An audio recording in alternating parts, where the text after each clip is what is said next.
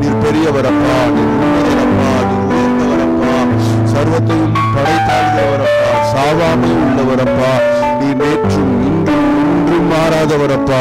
உங்க நாமம் பிரஸ்தாபப்படுத்தப்படுகிற எந்த ஸ்தானத்திலையும் நான் வருவேன் வாக்கு பண்ணியிருக்கிறவரே, உம்மை உயர்த்துகிறோம் உயர்த்துகிறோம் உயர்த்துகிறோம் உயர்த்துகிறோம் உயர்த்துகிறோம் உயர்த்துகிறோம் உயர்த்துகிறோம். ஹல்லேலூயா ஹல்லேலூயா ஹல்லேலூயா. எங்களை கண்ணை போல பாதுகாத்து, எங்களை அற்புதமாய் போஷித்து, சந்தித்து எங்களை நடத்துகிறவரே, உம்மை துதிக்கிறோம் துதிக்கிறோம் துதிக்கிறோம்.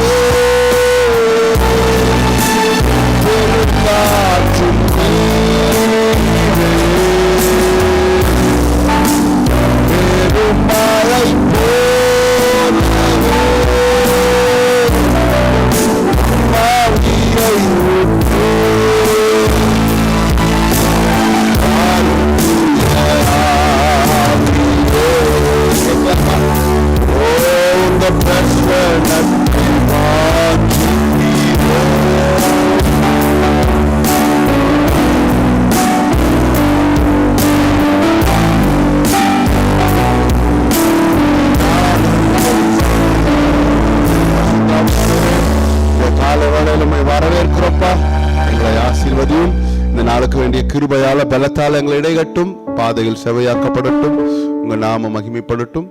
ஆண்டவரே ஆண்டவரே அப்பா, உங்க நாம மகிமைப்படட்டும், எங்களை நடத்தும் இயேசுவின் மூலம் பிதா. ஆமென் ஆமென். அப்படியா?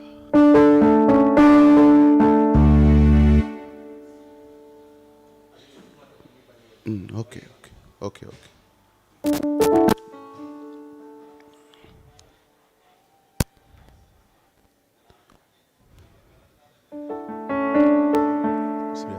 மாஸ்டர்ல சரியா?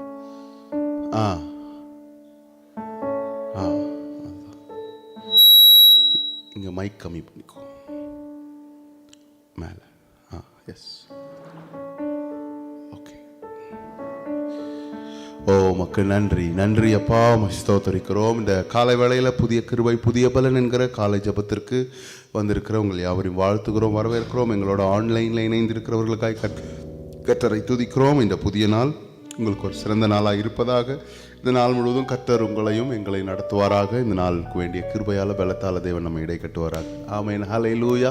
வேதத்தில் வாசிக்கிறோம், இது கர்த்தர் உண்டு பண்ணின நாள், இதிலே களி கூர்ந்து மகிழ கடவும் கர்த்தருடைய வார்த்தை சொல்லுகிறது போல இந்த புதிய நாளை தேவன் நமக்கு ஆசீர்வாதத்தை தரட்டும். தேவநாமம் நம்முடைய துதிகளால் மகிமைப்படட்டும். ஆண்டவருடைய பிரசன்னம் தொடர்ந்து நம்மளை ஆளுகை செய்யட்டும். சேர்ந்து ஒரு சில பாடல்களை உற்சாகமாக பாடி தேவநாமத்தை மகிமைப்படுத்துவோம். தேவ நாமம் நம்முடைய துதிகளாலே மகிமைப்படட்டும். அப்பா, உம் கிருபைகளால் என்னை காத்து கொண்டீரே, அப்பா உம் கிருபையால் என்னை காத்து கொண்டீரே என்று தெரிந்த பாடல் இணைந்து பாடலாம். பாடி அப்படியே ஆண்டவர் நாமத்தை உயர்த்தலாம். ஓ நன்றி ஆண்டவரே. அப்பாவும் கிருபைகளால் எங்களை காத்து கொண்டீரே, அப்பாவும் கிருபைகளால் எம்மை அணைத்து கொண்டீரே, அப்பாவும் கிருபைகளால் எங்களை காத்து கொண்டீரே, அப்பாவும் கிருபைகளால் எங்களை அணைத்து கொண்டீரே,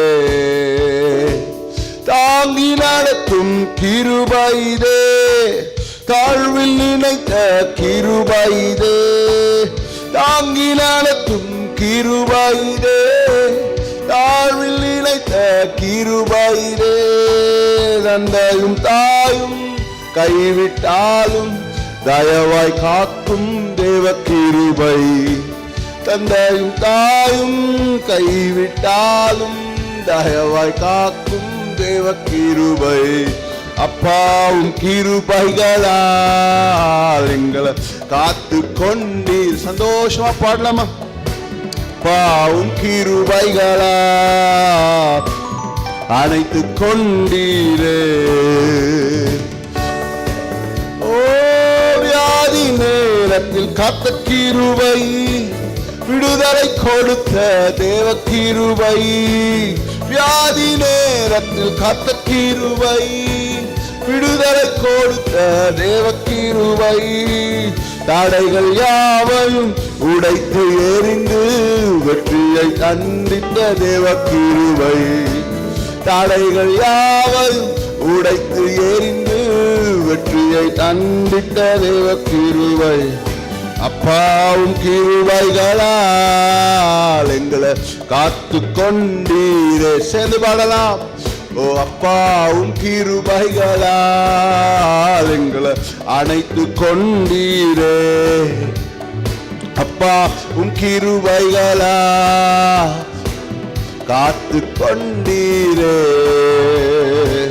கஷ்டத்தின் நேரத்தில் காத்த கிருபை, கண்ணீரை மாற்றின தேவ கிருபை, கஷ்டத்தின் நேரத்தில் காத்த கிருபை, கண்ணீரை மாற்றின தேவ கிருபை, சூழ்நிலைகள் மாறினாலும் மாறாமல் காத்திட்ட தேவ கிருபை, சூழ்நிலைகள் மாறினாலும் மாறாமல் காத்திட்ட தேவ கிருபை, அப்பா உங்க கிருபைகளால் எங்களை காத்து கொண்டீர், அப்பா உன் கிருபைகளால் எம்மை அணைத்து கொண்டீரே. பாடலாமா? அப்பா கிருபைகளால் எங்களை காத்து கொண்டீரே, தாங்கி நடத்தும் கிருபைதே, தாழ்வில் நினைத்த நீங்க பாடுவீங்களா? தாங்கி நடத்தும் கிருபைதே, தாழ்வில் நினைத்த கிருபைதே, தந்தையும் தாயும் கைவிட்டாலும் தயவாய் காக்கும் தேவ கிருபை, தந்தையும் தாயும் கைவிட்டாலும் தயவாய் காக்கும் தேவ கிருபை, அப்பா கிருபைகளால் எங்களை காத்து கொண்டு அப்பா கிருபைகளா.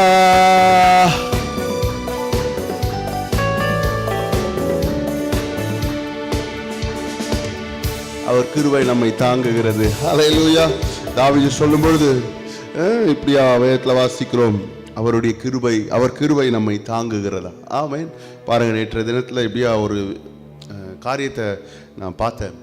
ஒரு மனுஷன் சொல்கிறாரு, நமக்கு தெரியும் 2 வாரத்துக்கு முன்னாடி சென்னையில் ஃப்ளட்டு வந்து ஒரு பெரிய சேதத்தை உண்டாக்குச்சு. அப்போது இந்த பள்ளிக்கரணை பகுதியில் ஒரு பெரிய அதனால் ஒரு பெரிய மோசமான ஒரு சூழ்நிலை ஏற்பட்டது.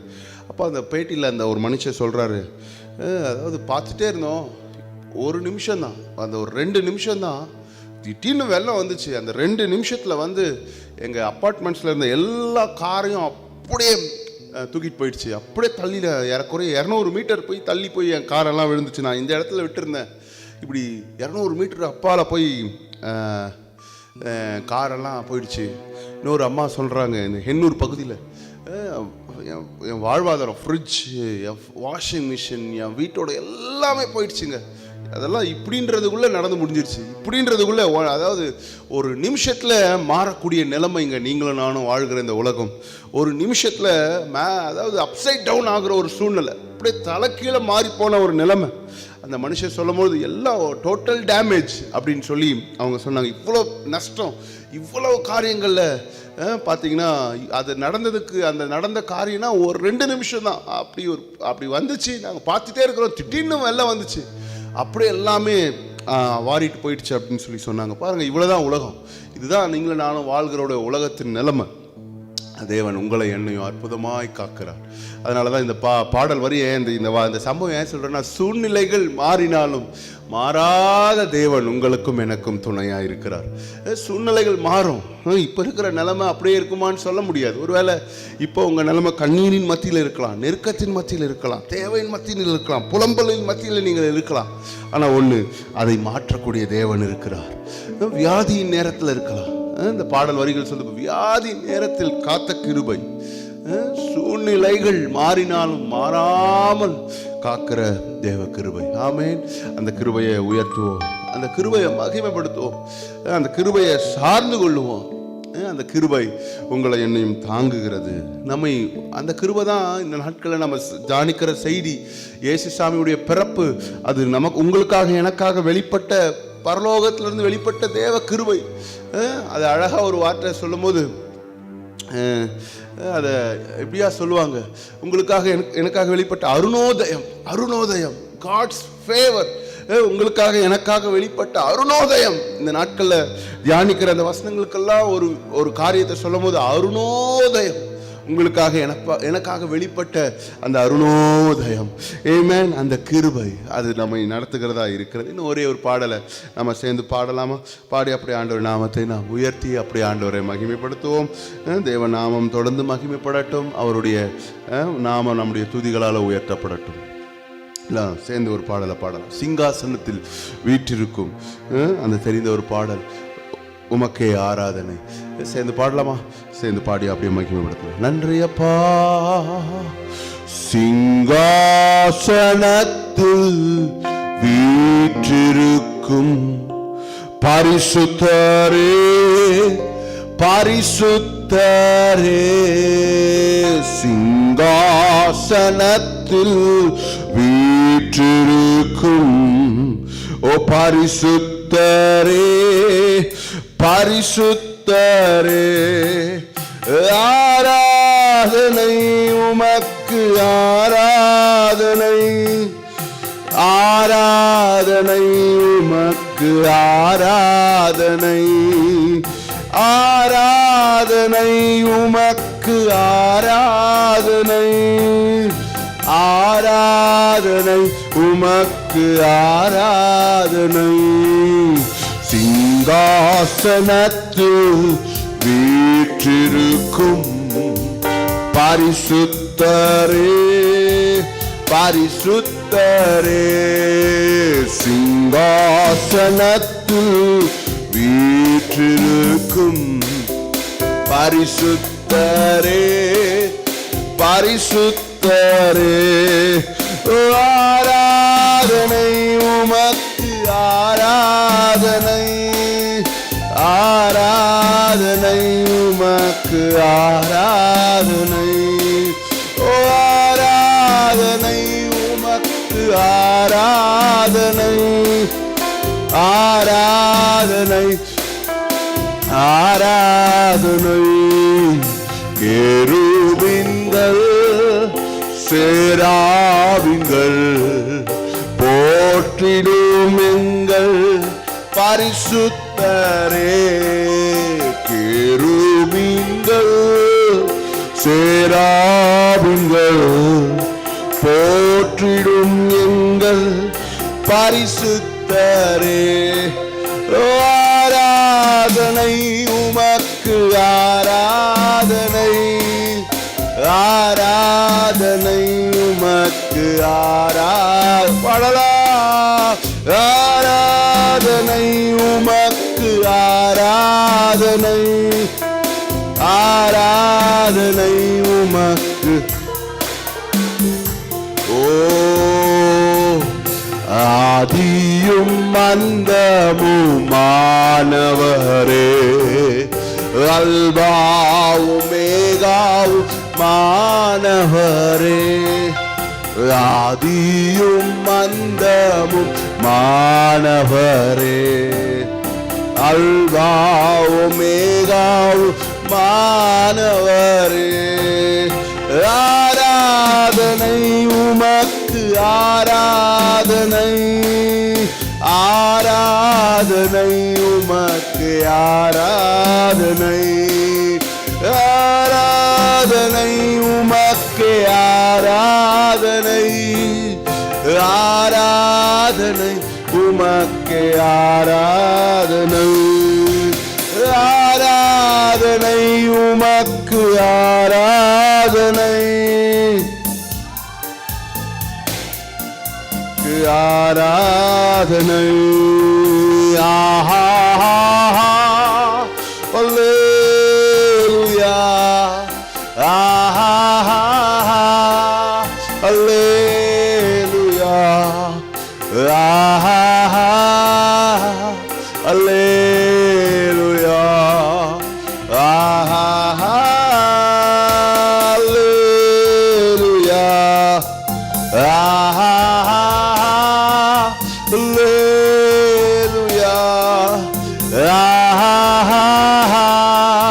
அல்லேலூயா, ஆஹா அல்லேலூயா, ஆஹா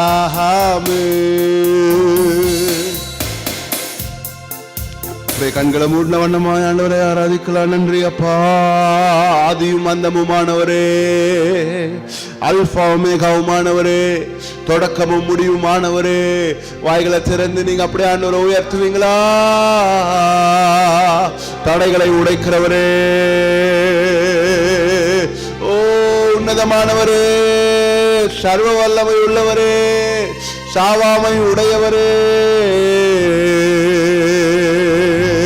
முடிவில் துவக்கத்தை பார்க்கிறவரே, சாம்பலுக்கு பதிலாய் சிங்காரத்தை தருகிறவரே, ஒடுங்கின ஆவிக்கு பதிலா ஓ துதி என்னும் உடையை தருகிறவரே, வாய்களை திறந்து ஓ உயர்த்துகிறோம் உயர்த்துகிறோம். எங்களோட ஆன்லைன்ல நீங்க பார்த்துட்டு இருப்பீங்களா? நீங்க இருக்கிற இடங்கள்ல இருந்து ஆண்டவரை உயர்த்துவீங்களா? ஓ ரபகதரதரி கதடா, நீ நல்லவரப்பா, நீர் உயர்ந்தவரப்பா, நீர் பெரியவரப்பா, நீர் உன்னதரப்பா, உயர் மறைவிடமே. ஹல்லேலூயா, ஹல்லேலூயா. நன்றி நன்றி நன்றி நன்றி. எங்களுக்காக யாவையும் செய்து முடிக்கிறவரே, கோணலை செவையாக்குகிறவரே, பலத்தால் இடைகட்டுகிறவரே, எங்களுக்காக யுத்தம் பண்ணுகிறவரே, பலன் உள்ளவனுக்காகிலும் பலனற்றவனுக்காகிலும் உதவி செய்கிறவரே. ஓ ஹல்லேலூயா, ஹல்லேலூயா, ஹல்லேலூயா, ஹல்லேலூயா. ஓ தாயங்களை மறந்தாலும், ஓ நண்பர்களை வெறுத்தாலும் மறவாதவரே, உம்மை உயர்த்துகிறோம், உயர்த்துகிறோம், உயர்த்துகிறோம், உயர்த்துகிறோம். உள்ளம் கையில் எங்களை வரைந்து வைத்திருக்கிறவரே, ஹல்லேலூயா. நான் உனக்கு கேடகமும் மகா பெரிய பலனுமாய் இருக்கிறேன் என்று வாக்கு பண்ணி இருக்கிறவரே, உம்மை உயர்த்துகிறோம். நான் உங்களை திக்கற்றவர்களாய் விடேன் என்று வாக்கு பண்ணியிருக்கிறவரே. ஓ தகப்பனும் தாயும் என்னை கைவிட்டாலும் கர்த்தர் என்னை சேர்த்துக் கொள்வார். சிறுமைப்பட்டவனுக்கு கர்த்தர் அடைக்கலமாய் இருக்கிறார். நெருக்கப்படுகிற காலங்களில் அவரே நமக்கு தஞ்சமாய் இருக்கிறார். ஹல்லேலூயா, ஹல்லேலூயா. அப்படியே உயர்த்தலாமா? வாய்களை திறந்து அப்படியே ஆண்டவரை மகிமைப்படுத்துவோம். உங்க துதிகளால் அவர் நாமம் மகிமைப்படட்டும்.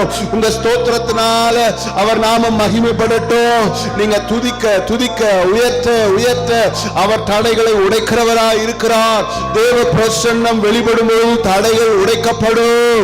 தேவ பிரசன்னம் வெளிப்படும் போது சுகம் உண்டாகும். தேவ பிரசன்னம் வெளிப்படும் போது இயற்கைக்கு மேற்பட்ட அற்புதங்கள் நடக்கும். ஹல்லேலூயா, ரபாபா டடடடடடா. ஓ நன்றி நன்றி அப்பா, உம்மை துதிக்கிறோம்ப்பா. ஓ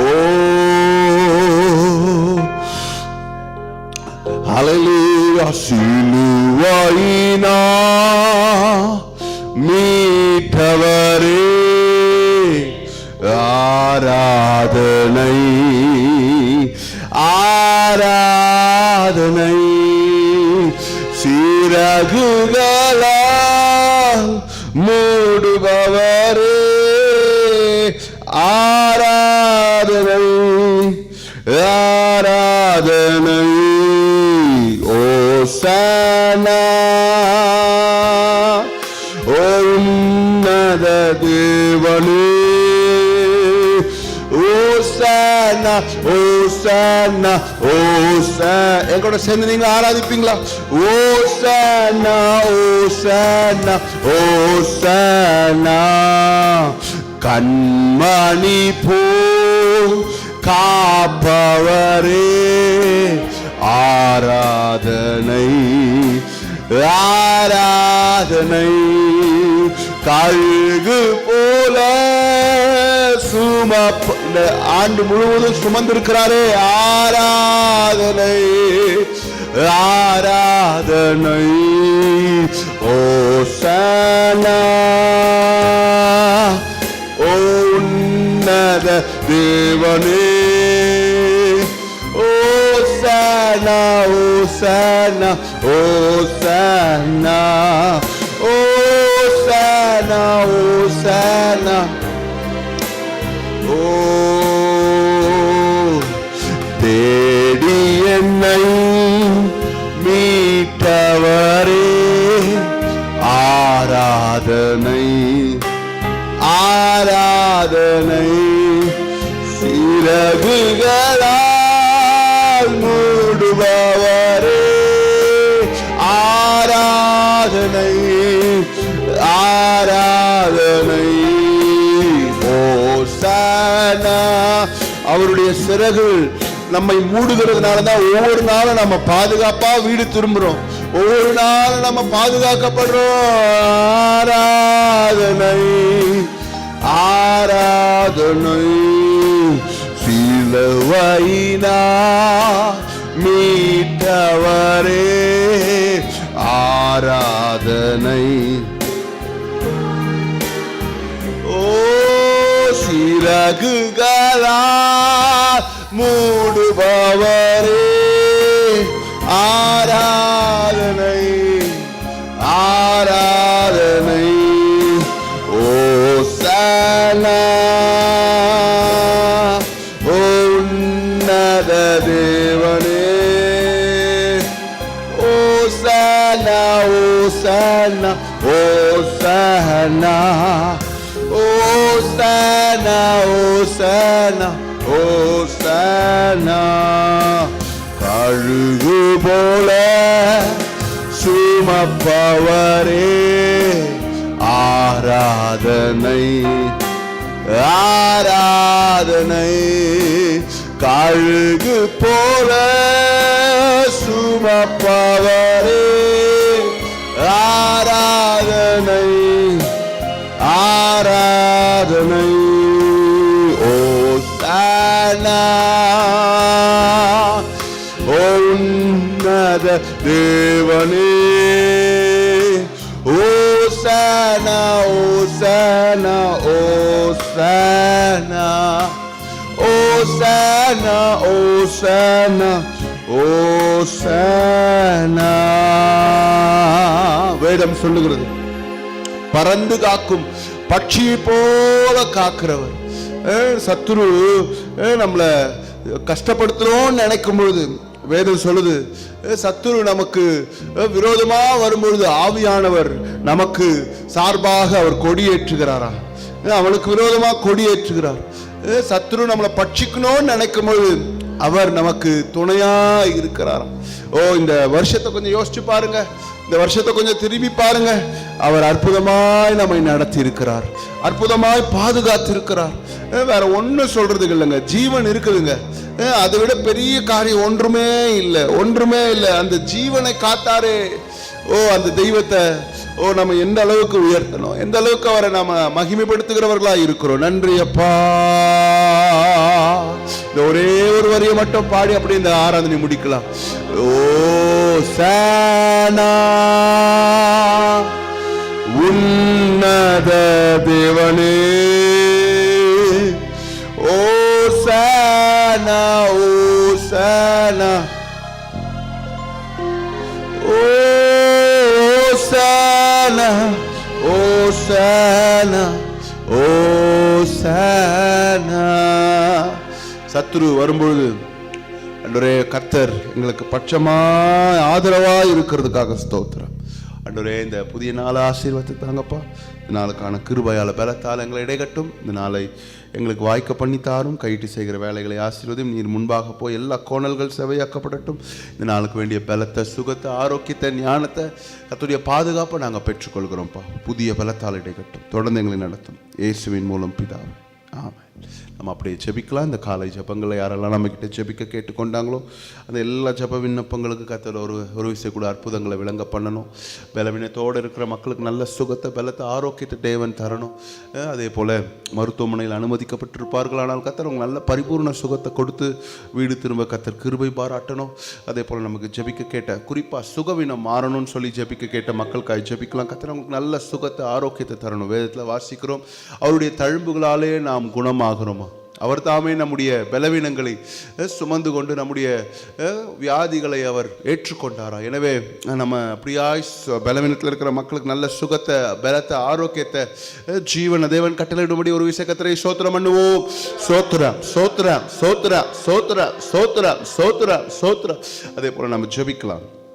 குடும்ப சூழ்நிலையில் அற்புதம் செய்யணும், குடும்ப சூழ்நிலை மாறணும், கணவர் ரட்சிக்கப்படணும், பிள்ளைங்க ரட்சிக்கப்படணும், குடும்பம் ரட்சிக்கப்படணும். குடும்பத்தில் காணப்படுகிற சண்டை, பிரிவினை, குடும்பத்தில் போராட்டம், தற்கொலை எண்ணங்கள், இப்படி அநேக காரியங்களில் போராடுகிற, குடும்பங்களுக்கு விரோதமாக போராடுகிற எல்லா பலவானின் வல்லமைகள் இல்பொருள் அடங்கணும். குடும்பங்கள் கர்த்தருக்குள்ள சந்தோஷமாக இருக்கணும். குடும்பங்களில் கர்த்தருடைய ஆளுகை, பாதுகாப்பு வெளிப்படணும். குறிப்பாக வேதம் சொல்லுகிறது போல சமாதானத்தின் தேவன் தாமே சாத்தானை காலின் கீழே நசுக்கி போடுவாராக என்ற வார்த்தையின்படியே குடும்பங்கள் மேலே கர்த்தருடைய ஆளுகை, ஆசீர்வாதம் உண்டாகும்படி கர்த்தரை ஸ்தோத்திரம் பண்ணலாம். சோத்திரம் சோத்திரம் சோத்திரம் சோத்திரம் சோத்திரம். அதே போல வேலை வாய்ப்பு, திருமண காரியம், சுகப்பிரசவம், பிள்ளை பாக்கி, இதுக்காக ஜெபிக்கலாமா? இது ஏராளமான ஜெப விண்ணப்பங்கள். அப்படியாப்பட்ட சூழ்நிலையில் இருக்கிற மக்களுக்கு அற்புதம் செய்யணும். பிள்ளைங்களுடைய வேலை வாய்ப்புக்கான காரியங்களை கர்த்தர் வாய்க்க பண்ணணும்.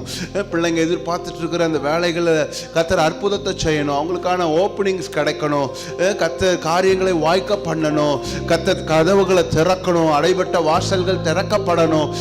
யாரெல்லாம் இப்படியாப்பட்ட நெருக்கத்தில் இருக்கிறாங்களோ, வேலை இல்லாம கஷ்டப்பட்டு கொண்டிருக்கிற மக்களுக்கு அற்புதமாய் வேலை வாய்ப்புகளுக்கான வாசல்கள் திறக்கப்படும்படியா, வேலையில டென்ஷன், வேலையில பிரச்சனை, வேலையில மன உளைச்சல், வேலையில போராட்டம், பலவீனம் இப்படி இருக்கிற மக்களுக்கு கர்த்தர் அந்த காரியங்கள் எல்லாம் விடுதலையாக்கும்படியா, அப்படியாப்பட்ட சூழ்நிலையில் இருக்கிற மக்களை கர்த்தர் விடுவித்து மேன்மைப்படுத்தும்படியா, அதே போல திருமண காரியத்துக்காக ஜெபிக்கலாம். வரப்போற புதிய வருஷங்கள்ல நடக்க இருக்கிற திருமணங்கள் எல்லாம் கர்த்தர் ஆசீர்வதிக்கணும். திருமணங்கள் ஒழுங்கு செய்யப்படணும். அதுக்காக காத்துட்டு இருக்கிற பிள்ளைங்களுக்கு தம்முடைய அற்புத வல்லமையை விளங்க பண்ணி ஏற்ற காலத்தில் அதினதின் காலத்தில் ஒவ்வொன்றையும் நேர்த்தியாய் செம்மையாய் செய்கிற ஆண்டவர் அப்படியாய் பிள்ளைகளுக்கு அற்புதம் செய்யணும்.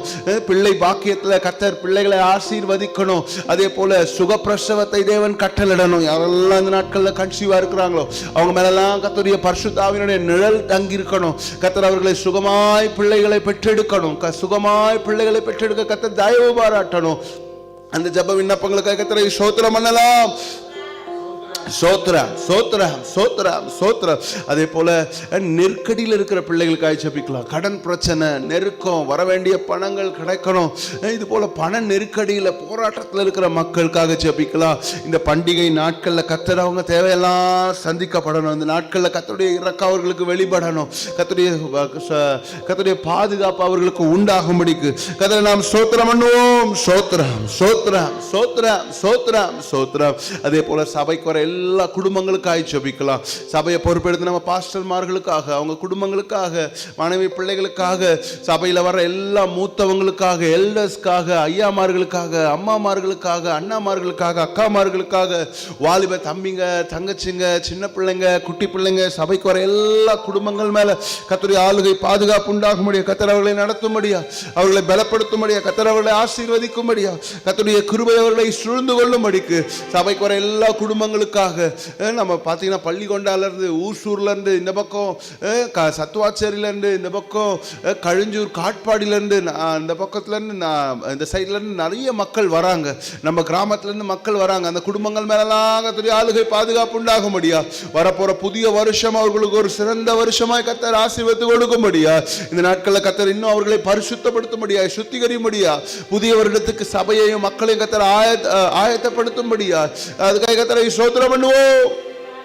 சோத்ரம் சோத்ரம் சோத்ரம். கடைசியாக ஒரு காரியத்துக்காக ஜெபிக்கலாம். பாருங்க, நம்ம தமிழ்நாட்டில் கடந்த நாட்களில் சென்னையில் மழை பெஞ்சு ஒரு பெரிய பாதிப்பை உண்டாக்குச்சு. ஆனால் இன்னைக்கு இந்த நாட்களில் பார்த்தீங்கன்னா இந்த வட சைடு, அதாவது மன்னிக்கணும், சவுத் சைடில், தமிழ்நாடுடைய தென் திசையில் இருக்கிற தூத்துக்குடி, திருநெல்வேலி, இந்த பக்கம்லாம் பயங்கரமான சேதம். இங்கே சென்னையில் பெய்த மழையினுடைய அளவு 35 சென்டிமீட்டர்னு சொன்னாங்க. ஆனால் இப்போ அந்த சைடில் பெய்த மழையின் அளவு 95 சென்டிமீட்டரா. பாருங்க, ஏறக்குறைய 3 மடங்கு. நான் நியூஸ்ல பார்த்தேன். அந்த ஃபர்ஸ்ட் ஃப்ளோர் ஃபுல்லா தண்ணி, செகண்ட் ஃப்ளோரை நிரப்புறதுக்கு தண்ணி வந்துட்டு இருக்குது. போட்டில் வர்ற மக்கள் என்ன சொல்றாங்க அப்படின்னா, யாராவது மேல் தளத்தில் இருந்துன்னா தயவு செய்து வந்துருங்க, இன்னொரு 3 அணை திறந்து விடுறதுக்காக இருக்கிறாங்க, தயவு செய்து வந்துருங்கன்னு கூப்பிடுறாங்க. அப்படியாப்பட்ட ஒரு நிலைமைங்க, அப்படியாப்பட்ட ஒரு மோசமான ஒரு பேரிடர். பாருங்க, மக்கள் பாதிக்கப்பட்டிருக்கிறாங்க. அதுக்கு அவங்களுக்காக ஜெபிக்கலாமா? கர்த்தர் அந்த மக்கள் எல்லாம் காத்து கொள்ளணும். இது நோ வேர்ட்ஸுங்க, அது என்ன சொல்றதுன்னு தெரியல, என்ன சொல்லி அதை நம்ம ஆறுதல் சொல்றதுன்னு. ஏன்னா அவங்க உடைமைகள், அவங்க எல்லாத்தையும், ஒரு அம்மா அழுகுறாங்க, 35 வருஷமா நான் இந்த வீட்டில் இருக்கிறேன், இது வரைக்கும் இப்படியாப்பட்ட ஒரு சூழ்நிலை இல்லை, நான் என்ன பண்ணுவேன், எங்களை யார் காப்பாற்றுவாங்க அப்படின்னு சொல்லி ஒரு அம்மா அழுகுறாங்க. இப்படியாப்பட்ட ஒரு நிலைமை. கர்த்தர் அந்த மக்களெல்லாம் கிருபையாய் காத்து கொள்ளணும். குறிப்பாக இப்படியாப்பட்ட பேரிடர்கள் நம்ம தேசத்தை, நம்ம மக்களை சேதப்படுத்தக்கூடாது. கர்த்தர் கிருபையாய் தேசத்து மேல இருக்கணும். கர்த்தர் கிருபையாய் தேசத்தை காக்கணும், தேசத்தை ரட்சிக்கணும், மக்களை பாதுகாக்கணும். அதுக்காக கர்த்தரை ஸ்தோத்திரம் பண்ணுவோம். ஸ்தோத்திரம் ஸ்தோத்திரம் ஸ்தோத்திரம் ஸ்தோத்திரம் ஸ்தோத்திரம் ஸ்தோத்திரம். இப்படி முழு இந்திய தேசத்தையும் மக்களையும் கர்த்தர் காத்து கொள்ளும்படியா, பாதுகாத்து கொள்ளும்படியா, தேசத்துக்காக, தேசத்தை ஆளுகை செய்கிற மனிதர்களுக்காக, தலைவர்களுக்காக கர்த்தரை ஸ்தோத்திரம் பண்ணுவோம். சோத்ரம் சோத்ரம் சோத்ரம் சோத்ரம். கர்த்தாவே, உங்க நாமம் தொடர்ந்து மகிமைப்படட்டும்பா. தொடர்ந்து எங்களை நடத்தும், பெரிய காரியங்கள் செய்யும். எல்லா துதிக்கான மகிமைக்கு ஒருவருக்கே செலுத்துகிறோம். இயேசுவின் மூலம் பிதா, பிரைஸ் எல்லாம். தொடர்ந்து கர்த்தருடைய வார்த்தையை கேட்கலாம். ஒரு மைக்கில் என்ன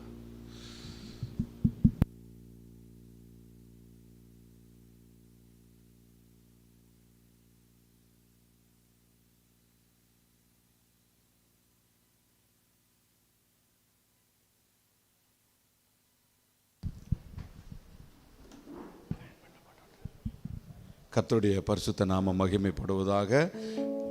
இந்த புதிய கிருபை புதிய பலன் என்கிற நிகழ்ச்சிக்கு வந்திருக்கிற உங்கள் யாவரும் இயேசுவின் நாமத்தினாலே வாழ்த்துகிறேன், வரவேற்கிறேன். இந்த காலை நேரத்தில் கொஞ்ச நேரம் கண்களை மூடி வழி நடத்தும் மீனே ஆராதனை ஆராதனை உறுதியான அடித்தளமே ஆராதனை உமக்கே. ஓசனையில் பெரியவரே ஆராதனை ஆராதனை செயல்களிலே வல்லவரே ஆராதனை உமக்கு. ஓசன்னா உன்னத தெய்வமே ஓசன்னா ஓசன்னா ஓசன் சொல்லுங்க பார்க்கலாம். ஓசன்னா ஓசன்னா ஓசன். தகப்பனே, இந்த காலை நேரத்தில் உங்கள் சமூகத்தில் எங்களை தாழ்த்துகிறோம் ஆண்டவரே. ஒரு விஷயம் எங்களை எல்லாம் பரிசுத்தப்படுத்துவீராக. உம்முடைய வார்த்தைகளால் எங்களை ஆற்றுங்க, எங்களை தேற்றுங்க, எங்களை பலப்படுத்துங்க. நீர் அப்படி செய்யறதுக்காக நன்றி. வருஷத்தின் கடைசி நாட்களில் இருக்கிறோம். இன்னும் எங்களை பலப்படுத்துவீராக. தடைகள் நீக்கி போடுங்க. தயாபரர் எங்களோடு பேசுவீராக. பேசுகிறது நீங்கள் அல்ல, உங்களுக்குள் இருக்கிற பிதாவின் ஆவியானவர் என்று சொன்னீரே. நாங்கள் அதற்கு நாங்கள் விட்டு கொடுக்கிறோம். இயேசுவின் இன்ப நாமத்தில் ஜெபிக்கிறோம், ஜெயமெடுக்கிறோம். ஜீவனுள்ள நல்ல பிதாவே, ஆமேன் சொல்லலாமா?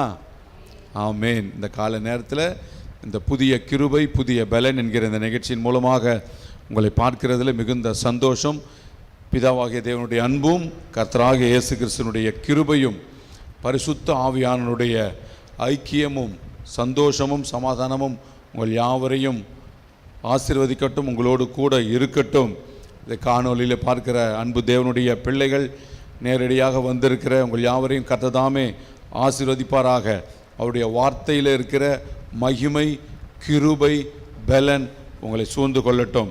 இந்த காலை நேர தியானத்துக்காக கர்த்தர் தந்த ஒரு வசனம், ஏசாயா எழுதின தீர்க்க தரிசன புஸ்தகம் 61வது அதிகாரம் 3வது வசனத்தை கூட நாம படிக்கலாம். சீயோனிலே துயரப்பட்டவர்கள் சீர்படுத்தவும். பாருங்க, கர்த்தர் நம்மை பார்த்து சொல்லுகிறார், சீயோனிலே துயரப்பட்டவர்களை சீர்படுத்தவும்.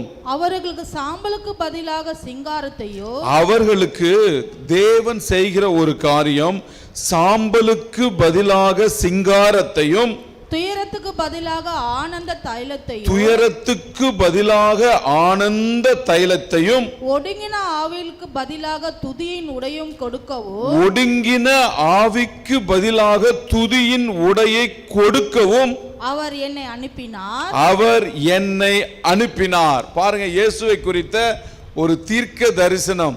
இயேசு பிறப்பதற்கு ஏறக்குறைய 700 ஆண்டுகளுக்கு முன்பதாகவே இயேசு கிறிஸ்துனுடைய பிறப்பை குறித்து ஏசாயா என்கிற தீர்க்கதரிசி, இருக்கிற தீர்க்கதரிசிகளிலேயே பிரதானமான தீர்க்கதரிசி, பெரிய தீர்க்கதரிசி என்று சொல்லப்படுகிற இந்த ஏசாயா தீர்க்கதரிசினாலே இயேசு கிறிஸ்துவை குறித்த பிறப்பை குறித்து முன் சொல்லப்பட்ட அநேக வசனங்கள் இந்த ஏசாயாவை குறித்து, இந்த ஏசாயா தீர்க்க தரிசன புஸ்தகத்தை குறித்து சொல்ல வேண்டும் என்றால் ஒரு சின்ன குறிப்புக்காக, நம்ம வேதத்திலே இருக்கிற மொத்த புத்தகங்கள் 66 புத்தகங்கள் இருக்கிறது. இந்த ஏசாயா எழுதின தீர்க்க தரிசன புஸ்தகத்திலே 66 அதிகாரங்கள் இருக்கிறது. இந்த முழு வேதத்தையும் ரத்தின சுருக்கமாக சுருக்கி நமக்கு ஆவியானவராலே கொடுக்கப்பட்ட ஒரு புஸ்தகம் இந்த ஏசாயா எழுதின தீர்க்க தரிசன புஸ்தகம். இந்த புஸ்தகத்திலே இயேசு, இப்ப படிக்க கேட்ட இந்த வசனத்திலே இயேசு ஏன் இந்த பூமிக்கு வந்தார், நமக்கு அநேக காரியங்கள் சொல்லப்பட்டிருக்கிறது. இழந்து போனதை தேடவும் ரட்சிக்கவுமே மனுஷகுமாரன் வந்திருக்கிறார். கெட்டு போனதை ரட்சிக்க மனுஷகுமாரன் வந்திருக்கிறார். பலியை அல்ல இரக்கத்தையே விரும்புகிறேன். என்னவா? பலியை அல்ல இரக்கத்தையே விரும்புகிறேன். அதோடு மாத்திரமல்ல, நீதிமான்களை அல்ல பாவிகளையே ரட்சிக்க வந்திருக்கிறேன். அல்லேலூயா. பாருங்க, இயேசு எவ்வளவு, பாருங்க, காலம் நிறைவேறின பொழுது ஸ்திரீகளிடத்திலே பிறந்தவரை பிதாவாகிய தேவன் இந்த உலகத்துக்கு அனுப்பினார். பிதாவாகிய தேவன் ஒரு காலத்தை வச்சிருக்கிறாருங்க. நமக்கு கூட ஒரு காலம் குறிக்கப்பட்டிருக்கிறது. இயேசு கிறிஸ்துவுக்கே ஒரு காலம் குறிக்கப்பட்டிருந்தது. ஆபிரகாம், மோசே, யாக்கோப்பு, ஈசாக்கு, நியாயாதிபதிகளின் காலம், தாவீதின் காலம், இப்படி அநேகருடைய காலங்களிலே இயேசு அனுப்பியிருந்தார். ரொம்ப நல்லா இருந்திருக்கும். தாவீது இயேசு கிறிஸ்துவை குறித்த பல வெளிப்பாடுகளை பெற்ற மனிதன். அந்த நாட்களில் இயேசு கிறிஸ்து வந்திருந்தா அப்படியே பத்திரமாத்து தங்கம் மாதிரி தாவீது இயேசுவை வச்சு காப்பாத்திட்டு பாருன்னு தெரியல. ஆனா அப்பெல்லாம் அனுப்பல. உங்களுடைய என்னுடைய நாட்களிலேயும் அல்ல, ஒரு பூமியிலே மல்கியாவின் புஸ்தகம் முடிந்து மத்தேயு அந்த நற்செய்தி, அந்த புதிய ஏற்பாட்டுக்கு நடுவில் ஏறக்குறைய 400 ஆண்டுகள் இருண்ட காலமாக இருந்தது. தேவனுடைய சத்தம் 400 வருஷம் கேட்கல. பூமியில எந்த ஒரு மனுஷனுக்கும் இயேசு கிறிஸ்துவை குறித்த ஒரு வெளிப்பாடு வரல.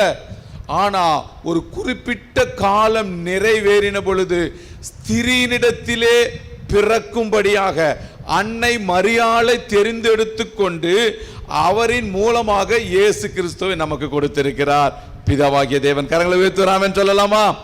கொடுத்திருக்கிறார். ஏன் கொடுத்திருக்கிறார்? ஒரு பெரிய காரியம். மீண்டும் படிங்க அந்த வசனத்தை. ஏசாயா 61வது அதிகாரம் 3. சீயோனிலே துயரப்பட்டவர்கள் சீர்படுத்தவோ. பாருங்க, சீயோனிலே துயரப்பட்டு கொண்டிருக்கிறாங்க. சீயோன் ஒரு குறிப்பிட்ட இடம், பின்னாடி நான் சொல்லுகிறேன். இப்போ சீயோனிலே மாத்திரம் இந்த உலகத்திலே துயரத்தாலே, வருத்தத்தாலே, பலவித வியாதிகளினாலே, போராட்டங்களினாலே, கடன் பிரச்சனையாலே, குடும்ப தொல்லையினாலே, வேலையில் இருக்கிற பிரச்சனையினாலே, அல்லது தனிப்பட்ட விதத்திலே அநேக பாடுகளும் பிரச்சனைகளும் துயரங்களும் தொல்லைகளும் சூழ்ந்திருக்கிற நமக்கு கர்த்தர் சொல்லுகிறார், துயரப்பட்டவர்களுக்கு சீர்படுத்தவோ. ஆமா, முதல்ல ஏன் உனக்கு அந்த துயரம் வந்துச்சுப்பா? ஏன் உனக்கு அந்த வியாதி வந்துச்சு? ஏன் இந்த கடன் சுமை வந்தது? ஏன் இந்த பிரச்சனை வந்தது? அதிலிருந்து நம்மளை விடுவிச்சிடலாம் ஆண்டவர். சும்மா ஒரு செகண்ட்ல அடி கேன்சல் அப்படின்னா போயிடும். ஆனா என்ன பண்றாரு நம்ம ஆண்டவர்? பாருங்க, நம்மளை சீர்படுத்துகிறார். அல்லேலூயா. உண்மையிலே நான் உங்களை பார்த்து சொல்றேன், இந்த கால நேரத்தில் வருஷத்தின் கடைசி நாட்களில் இருக்கிறோம். நம்மை நாமே நிதானித்து பார்த்து, இந்த வருஷம் துவக்கம் எப்படி இருந்தது, நடுவில் காலம், நாட்கள், மாதங்கள் எப்படி இருந்தது, இப்போ இந்த வருஷத்தினுடைய கடைசி நாட்கள் எப்படி இருக்கிறது, கொஞ்சம் நம்மை நாமே ஆராய்ந்து பார்த்து சீர்படுத்துகிற அதே நேரத்தில் பண்டிகை நாட்கள் வருகிறது, கிறிஸ்மஸ் வருகிறது, நியூ இயர் வருகிறது, தொடர்ந்து பல விழாக்கள் வருகிறது, நல்ல காரியங்கள் வருகிறது. இதுல இன்னும் என்னை ஆராய்ந்து பார்த்து ஒரு அர்த்தமுள்ள இந்த விழா நாட்களை கொண்டாடுகிற பொழுது உண்மையிலேயே அது நமக்கு ஆசீர்வாதம், நம்மை பார்க்கிற மற்றவர்களுக்கு அது ஒரு ஆசீர்வாதமாய் இருக்க வேண்டும். இந்த கால நேரத்தில் வந்திருக்கிற உங்களை பார்த்தோம், இத காணொளியில பார்க்கிற நீங்கள் யாரா இருந்தாலும் உங்களுக்காகவும் கர்த்தர் உங்களுக்கு சொல்லுகிற ஒரு காரியம் என்ன தெரியுமா? துயரப்பட்டவர்களை சீர்படுத்த, அந்த சீர்படுத்துதலுக்கு நம்மை நாம உட்படுத்துகிற பொழுது அதற்கு நம்மை அர்ப்பணிக்கிற பொழுது ஒரு காரியம் நடக்கிறது. தொடர்ந்து படிங்க. சீர்படுத்தவும் அவர்களுக்கு சாம்பலுக்கு பதிலாக சிங்காரத்தையோ. அப்படி தேவன் நம்மை சீர்படுத்துகிற பொழுது பார்க்கிறார், என் பிள்ளைகளிடத்தில், என் ஜனங்களிடத்தில் என்ன இருக்கிறது? சாம்பல் காணப்படுகிறது. அந்த சாம்பல் வெளியில கொட்டப்பட வேண்டியதை நாம் வைத்துக்கொண்டு, நம்மோடு வைத்துக்கொண்டு, தலையில வைத்துக்கொண்டு, தோளில் மேல வைத்துக்கொண்டு அதை நம்ம வேடிக்கை பார்த்து கொண்டு இருக்கிறோம். சிலருக்கு என் கூட இருக்கிறது சாம்பல் என்றே தெரியவில்லை. சாம்பல் இருக்க வேண்டிய இடம் ஒன்று, ஆனால் அதை நான் என் வாழ்க்கையில மிக முக்கியமான ஒரு பொருளாக, ஒரு காத்து வேகமா அடிச்சா அந்த சாம்பல் எங்க போகுன்னே தெரியாதுங்க. அப்படிப்பட்டதை என் மனசுல, என் இருதயத்துல வைத்துக்கொண்டு வைத்துக்கொண்டு வைத்துக்கொண்டு நான் கஷ்டப்பட்டு கொண்டிருக்கிறேனே, அந்த சாம்பலை ஆண்டவரிடத்தில் கொடுத்து விடுங்கள். அந்த சாம்பலை எடுத்து குப்பையில போட்டு விடுங்கள். இந்த வருஷத்தின் கடைசி நாட்களிலே கர்த்தர் சொல்லுகிறார், அந்த சாம்பலை நீங்க எடுத்து போடுகிற பொழுது, அல்லது அந்த தேவனிடத்திலிருந்து ஒரு காற்று அடிக்கிற பொழுது அந்த சாம்பலை பறக்க விட்டு விடுங்கள். அப்படி அந்த சாம்பல் நம்மை விட்டு போகிற பொழுது ஒன்று நடக்கிறது. படிங்க பார்க்கலாம். சாம்பலுக்கு பதிலாக சிங்காரத்தையோ. அல்லேலூயா. சிங்காரத்தை, ஒரு உயர்வை, ஒரு மேன்மையை, ஒரு சிறப்பானத கர்த்தர் தம்முடைய பிள்ளைகளுக்கு, இதை கேட்கிற உங்களுக்கு கொடுக்க அவர் பிரியப்படுகிறார், பெற்றுக்கொள்ள ஆசைப்படுகிறார். மாத்திரம் ஒரு ஆமென் சொல்லுங்க பார்க்கலாம். அல்லேலூயா. முதல்ல கண்டுபிடிங்க, என் வாழ்க்கையில எந்த பகுதியில வீணான காரியங்கள், சாம்பலை போன்ற காரியங்கள், வெளியில கொட்டப்பட வேண்டிய காரியங்கள் இருக்கிறது. கொஞ்சம் ஆராய்ந்து பாருங்க. சீர்படுத்த விட்டு கொடுங்க. இந்த காலை நேரத்தில் அப்படி விட்டு கொடுக்கிற பொழுது அவர் சாம்பலுக்கு பதிலாக சிங்காரத்தையும், துயரத்துக்கு பதிலாக ஆனந்த தைலத்தையும். துயரத்துக்கு பதிலாக துயரம், சந்தேகம், அவிவிசுவாசம், இப்படி பல காரியங்கள் அந்த துயரத்துக்கு பதிலாக சொல்லலாம். ஒவ்வொரு வேதாகமத்தில், ஒவ்வொரு வேர்ஷன்ல ஒவ்வொரு அர்த்தம் அதுக்கு கொடுக்கப்பட்டிருக்கிறது. துயரம், வருத்தம், பலவீனம், இதையெல்லாம் ஆண்டவரிடத்தில் கொடுத்து அறிக்கை செய்து விட்டு விடும் பொழுது ஒரு சந்தோஷத்தை, ஆனந்த தைலத்தை கர்த்தர் கொடுக்க போதுமானவராக இருக்கிறார். அப்புறமா என்ன பண்றாரா? ஒடுங்கின ஆவிக்கு பதிலாக. ஒடுங்கின ஆவி. இந்த ஒடுங்கின ஆவி நிறைய பேர்கிட்ட இருக்குது. பேசுகிற என்னையும் சேர்த்து சொல்றேன். நல்ல தேவ சமூகத்தில் ஆடி பாடி துதிப்போம். ஆனா ஒரு சூழ்நிலை வந்து புலம்ப ஆரம்பிச்சிருவோம். ஒத்துக்கிறீங்களா? இருக்குதானே? அதை நம்ம கண்டுபிடிக்கணும். என்கிட்டயும் ஒடுங்கின ஆவி இருக்குது ஆண்டவரே. தேவ சமூகத்துக்கு வந்தோடனே தேவ தூதனை போல காணப்படுறேனே. ஆனா வேலையில் ஏதோ ஒரு சின்ன ஒரு பிரச்சனைனா அதை பெருசா நான் நினைச்சு, இல்ல இல்ல, அந்த ஒடுங்கின ஆவி, அந்த புலம்பல் ஆவி, சந்தேகப்படுகிற ஆவி, என்னை அலகழிக்கிற ஆவி, மனசை சஞ்சலப்படுத்துகிற ஆவி, இத இன்னைக்கு ஒரு ஆண்டவர் ஒரு நல்ல ஒரு எக்ஸ்சேஞ்ச் ஆஃபர், இதை கொடுத்து இதை வாங்கிக்கோங்க அப்படின்னு சொல்றாங்கல்ல, அந்த காரியத்துக்கு கர்த்தர் நம்மை அழைக்கிறார். என்னவா? ஒடுங்கின ஆவிக்கு பதிலாக துதியின் ஆவியை, ஆடையை கொடுக்கவும் அவர் என்னை அனுப்பினார்.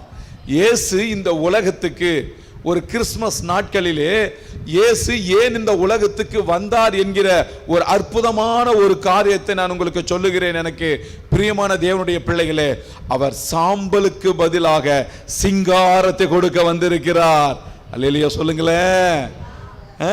துயரத்துக்கு பதிலாக ஆனந்த தைலத்தை, வெட்கத்துக்கு பதிலாக ஒரு துதியின் உடைய கர்த்தர் கொடுக்கிறார்.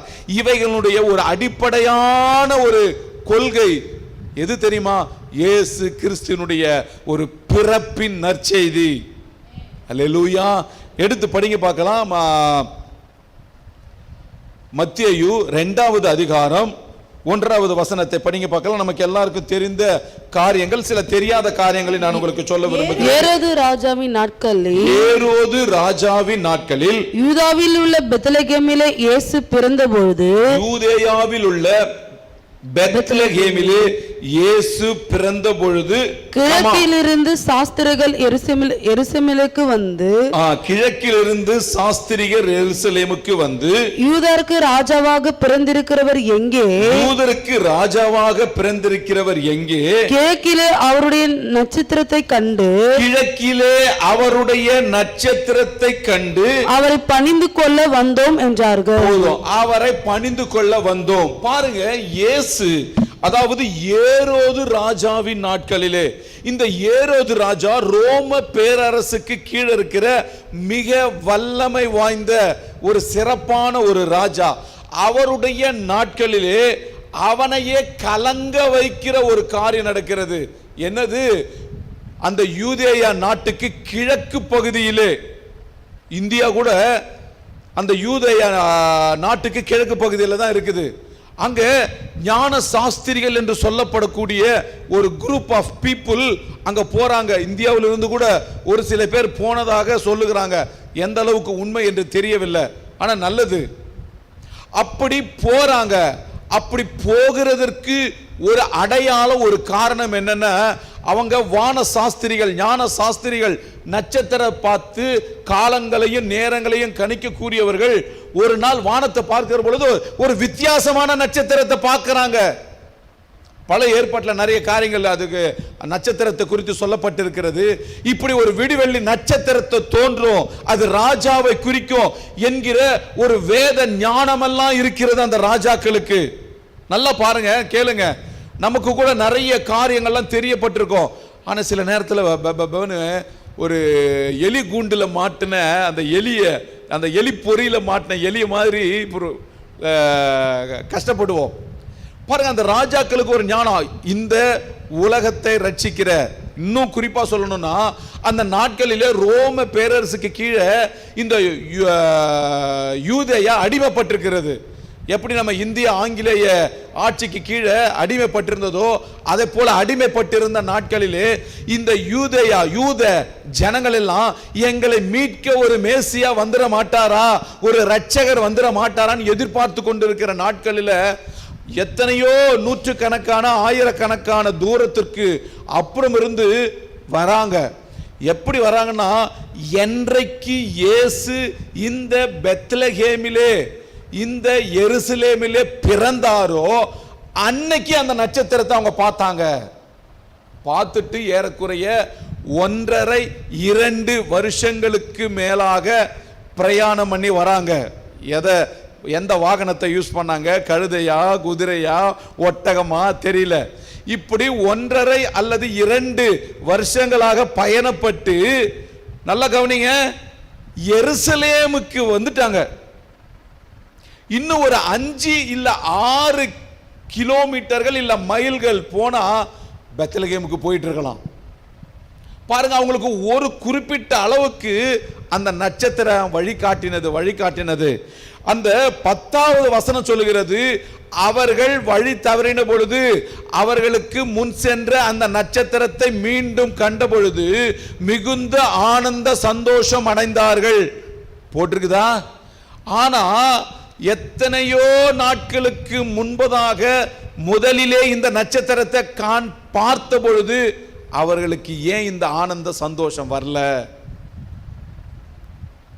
யோசித்து பாருங்க. துயரம். ஐயோ, அவ்வளவு தூரத்துல யூதேயா நாட்டில் எருசலேமில் பிறந்திருக்கிறாரே, அவரை நான் எப்படி பார்ப்பேன், எப்படி போவேன்? ஒரு திகில், ஒரு பயம், ஒரு துயரம் அவர்களை ஆட்கொண்டது அந்த நாட்களிலே. ஏன்னா பிரயாணங்கள் எல்லாம் பாலைவனமா இருக்குமா, இல்ல காடு மேடு இருக்குமா? ஏன் இதை சொல்றேன்?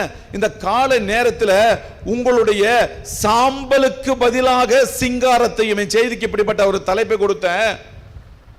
உங்க சாம்பலுக்கு பதிலாக சிங்காரத்தையும், உங்க துயரத்துக்கு, உங்க சந்தேகத்துக்கு பதிலாக கர்த்தர் சந்தோஷத்தை தர விரும்புகிறார்.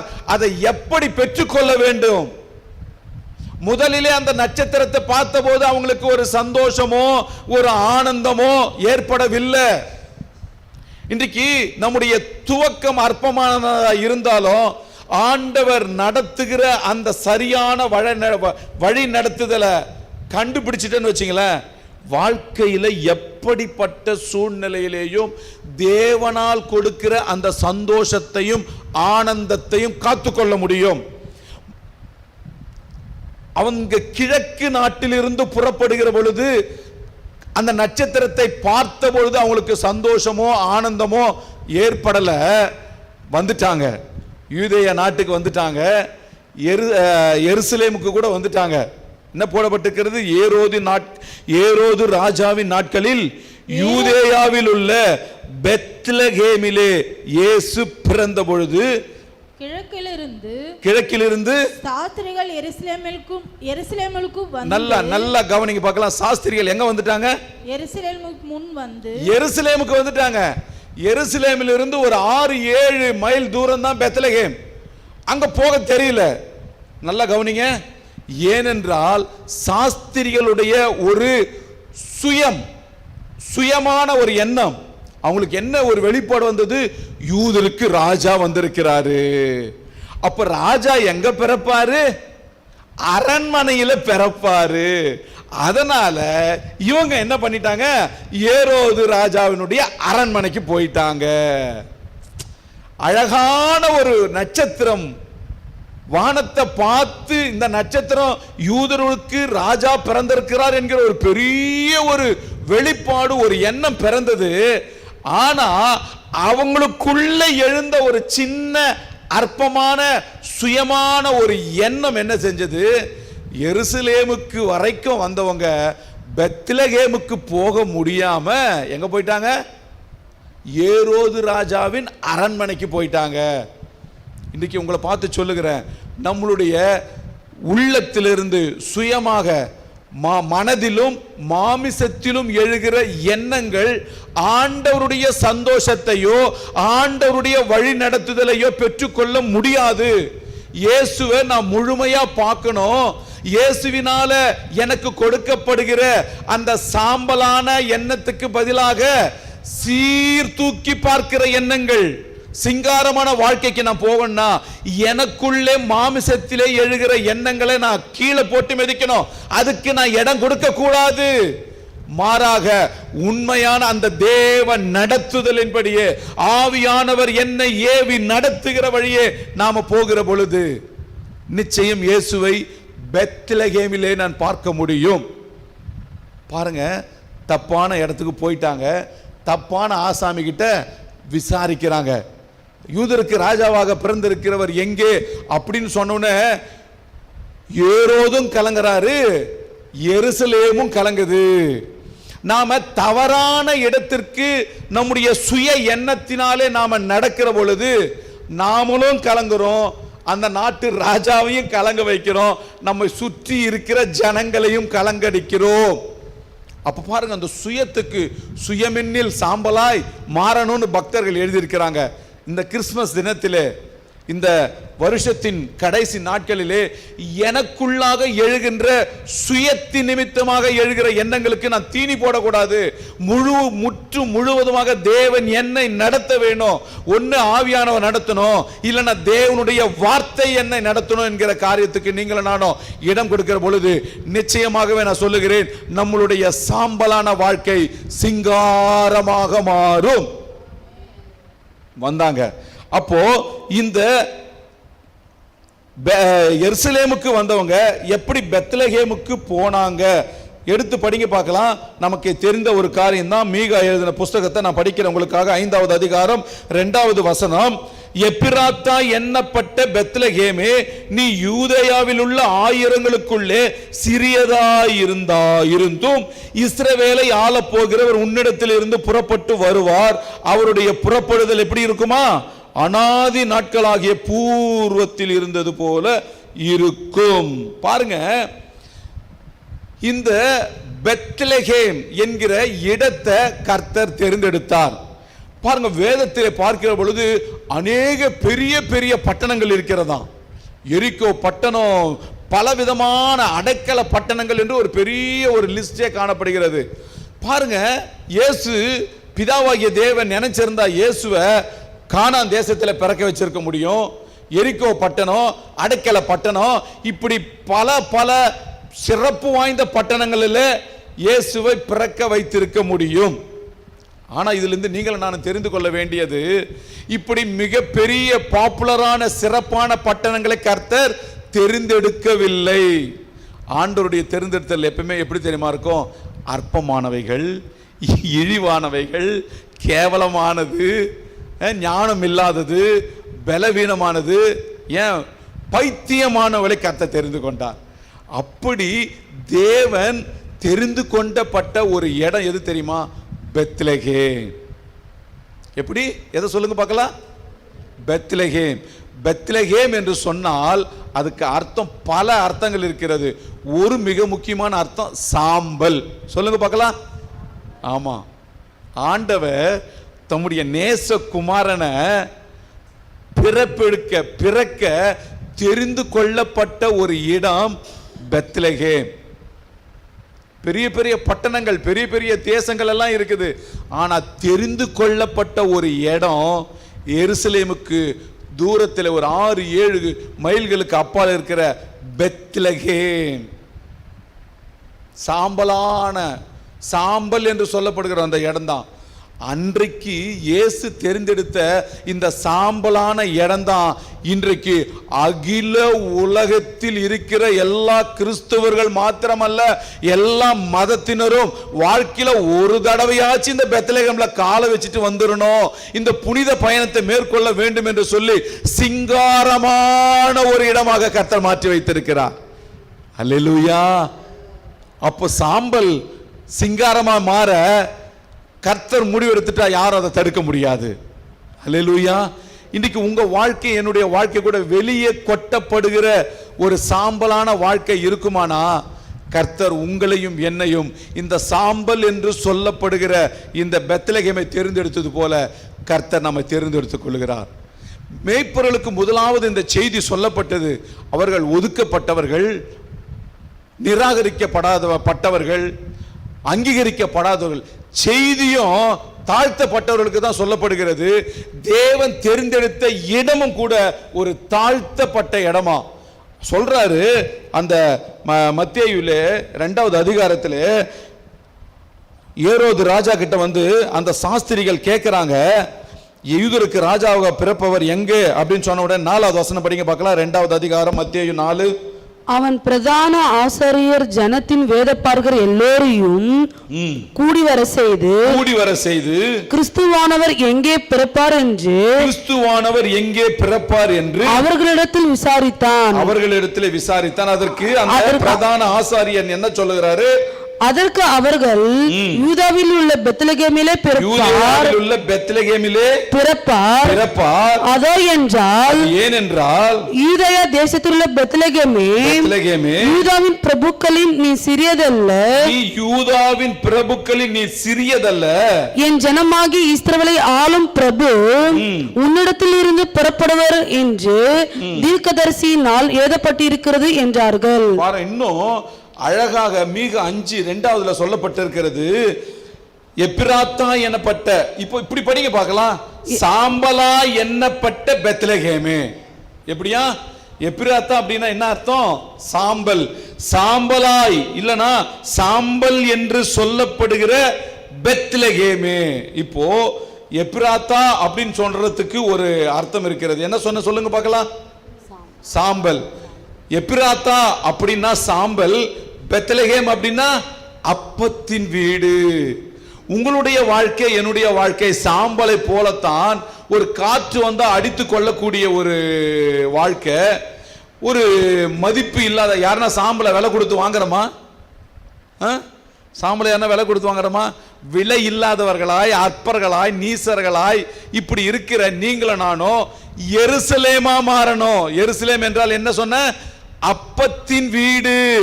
நமக்கு கொடுக்கப்பட்டிருக்கிற இந்த ஜீவ அப்பம் என்று சொல்லப்படுகிற இந்த வேதத்தில் உள்ள இந்த வேத காரியங்கள் எல்லாம், சத்தியங்கள் எல்லாம், வசனங்கள் எல்லாம், வெளிப்பாடுகளை எல்லாம் நாம் பெற்றுக்கொண்டு எப்பிராத்தா என்று சொல்லப்படுகிற சாம்பலாய் இருந்த என்னுடைய வாழ்க்கை அப்பத்தின் வீடாக நான் மாறுகிற பொழுது, இயேசு என்னுடைய வாழ்க்கையிலே பிறக்க, இயேசு என்ன கொண்டு பலவித காரியங்களை சீர்படுத்த அவர் போதுமானவராக இருக்கிறார். அல்லேலூயா. சொல்லுங்க கையை உயர்த்தி. இப்ப நான் எப்ராத்தா சாம்பலா தான் இருக்கிறேன். சொல்லுங்க, நான் காண்டி எருசலேமா மாறிட்டா, அப்பத்தின் வீடா மாறிட்டா என் நிலைமை வேற. உங்களை பார்த்து சொல்லுகிறேன், எப்ராத்தான்னு கூப்பிடுறதுக்காக கர்த்தர் உங்களை வைக்கல, நீ சாம்பல்னு வைக்கல. உன் சாம்பல் சிங்காரமா மாறணும்னா எப்ராத்தா பெத்லகேமா மாறணும். பெத்லகேம் எப்படிதான்? அப்பத்தின் வீடு. இந்த அப்பத்தை, ஜீவ அப்பத்தை சாப்பிட்ட யாரும் சோரம் போயிட மாட்டாங்க. இந்த அப்பம், இந்த வேதத்தின் வார்த்தைகள் நம்ம பலப்படுத்துகிறத நாம் எத்தனையோ நேரங்களில் உணர்ந்திருக்கிறோம். அப்படி அந்த பெத்லகேம், இயேசு பிறந்தாரே அந்த பெத்லகேம் குறித்து சொல்லப்படுகிறது, நீ யூதேயாவில் உள்ள ஆயிரங்களுக்குள்ளே சிறியதாயினும். எப்படியா பாருங்க. முதலாவது இப்போ நான் உங்களுக்கு ஒரு சின்ன ஒரு புரிதலுக்காக சொல்றேன். நாம வசிக்கிற கண்டம் ஆசியா கண்டம். ஆசியா கண்டத்துல இந்தியா ஒரு நாடு, இந்தியாவில் தமிழ்நாடு ஒரு மாநிலம், தமிழ்நாடு ஒரு மாநிலத்தில் சென்னை ஒரு மாகாணம், அதுல வேலூர் ஒரு டிஸ்ட்ரிக்ட் மாவட்டமா இருக்குது. இந்த வேலூர் மாவட்டத்தில் ஒரு டிஸ்ட்ரிக்ட்ல சேம்பாக்கும் ஒரு சின்ன வட்டம், இது பேரூராட்சி ஆயிடுச்சா பாருங்க, ஒரு பேரூராட்சி. இப்போ உலக மேப்பில் சேம்பாக்கும் அப்படின்னா யாருக்கும் தெரியாது. ஆனால் ஆசியா கண்டத்தை பார்த்துட்டு, இந்தியாவை பார்த்துட்டு, தமிழ்நாட்டை பார்த்துட்டு, தமிழ்நாட்டிலேருந்து சென்னை, சென்னைக்கு அந்த உட்பட்ட இடங்களில் வேலூர் டிஸ்ட்ரிக்ட், இப்படி அதுக்கப்புறமா வேலூரில் சேம்பாக்கும் அப்படின்னா ஈஸியாக கண்டுபிடிச்சலாம். அப்படித்தான் யூதேயா அப்படிங்கிற ஒரு நாடு, அதில் எருசலேம், அந்த எருசலேமில் ஒரு பெத்லகேம். அதாவதுனா யூதேயா தேசத்தை ஒரு 1000 பகுதியா எப்படி போட்டிருக்குது, நீ யூதேயாவில் உள்ள ஆயிரங்களுக்குள்ளே சிறியதாயினும். அந்த யூதேயா தேசத்தை சின்ன சின்ன சின்ன சின்னதா கூறு போட்டா இந்த பெத்லகேம் எப்ராத்தா என்று சொல்லப்படுகிற அந்த ஊர் அப்படியே குட்டி ஒரு தூசி மாதிரி இருக்கும்னு நினைக்கிறேன். அந்த சின்ன இடத்தை தான் இயேசு தெரிந்து கொண்டார். அல்லேலூயா. இன்னைக்கு நீங்களும் நானும் கூட சின்ன குடும்பம், சரியான படிப்பறிவு இல்லை, வேத அறிவு இல்லை, உலக பிரகாரமான ஞானம் இல்லை, ரொம்ப பெரிய பாப்புலாரிட்டிலாம் நமக்கு எதுவும் கிடையாது. அப்படிலாம் நமக்கெல்லாம் இருந்தாலும் கர்த்தர் சொல்றாரு, நீங்கள் என்னால் தெரிந்து கொள்ளப்பட்டவர்கள். அல்லேலூயா. இயேசு கூட இருந்த அந்த 12 பேரை தெரிந்து கொள்றாரு. ரொம்ப படித்தவங்க, பட்டம் பெற்றவங்க இல்லை இல்லை இல்லை இல்லை இல்லை, சாதாரண மீன் பிடிக்கிறவர்கள், சாதாரண வேலை செய்கிறவங்க.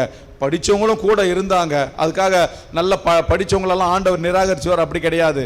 சின்ன ஒரு இடமா இருக்கிற அந்த பெத்லகேமை கர்த்தர் தெரிந்து கொண்டது போல வேதத்தில் நிறைய பேர் பெத்லகேம் ஊரானாகிய, எப்ராத்தா ஊரானாகிய, தாவீதுக்கு ஒரு பேர் இருக்குது, எப்ராத்தா ஊரானாகிய ஈசாயின் பிள்ளை.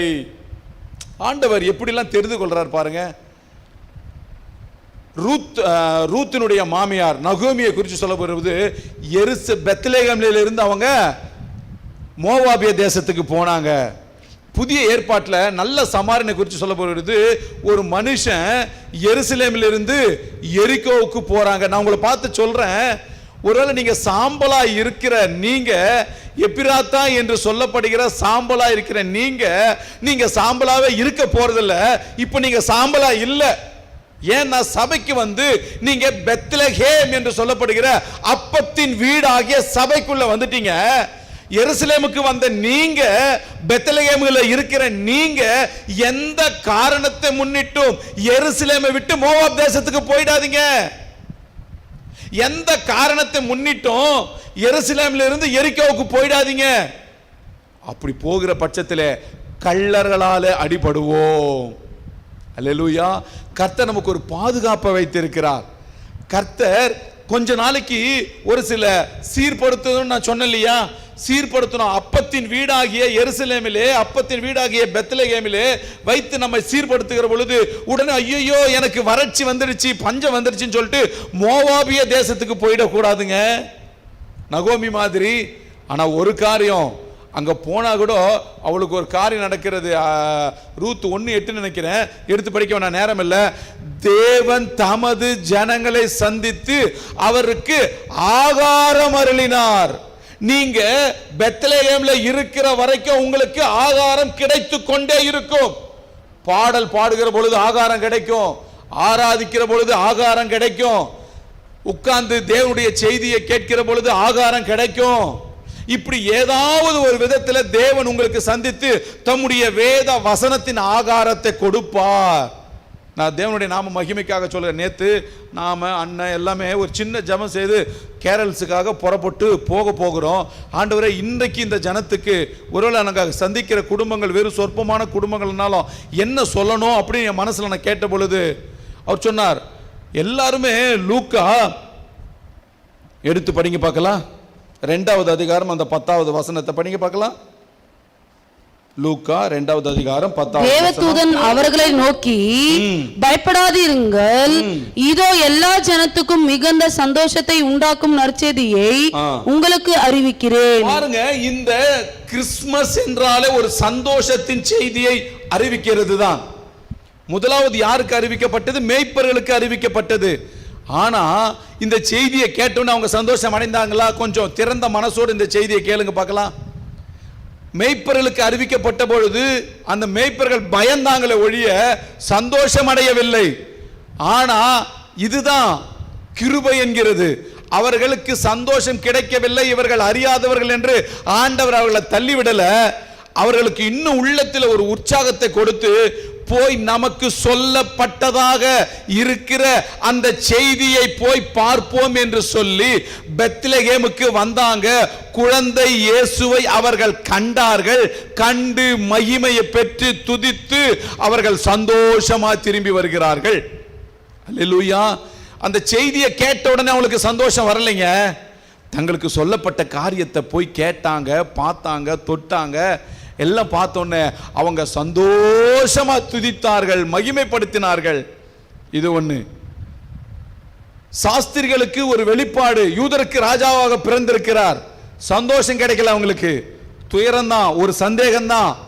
ஆனா வந்து அவங்க தவறி போனாலும் திரும்பவும் அந்த வழிக்கு கொண்டு வந்து அந்த வழி நடத்துகிற விண்மீனை கண்டாங்களே, அப்பதான் அவங்களுக்கு ஒரு மிகுந்த ஆனந்த சந்தோஷம் கிடைச்சது.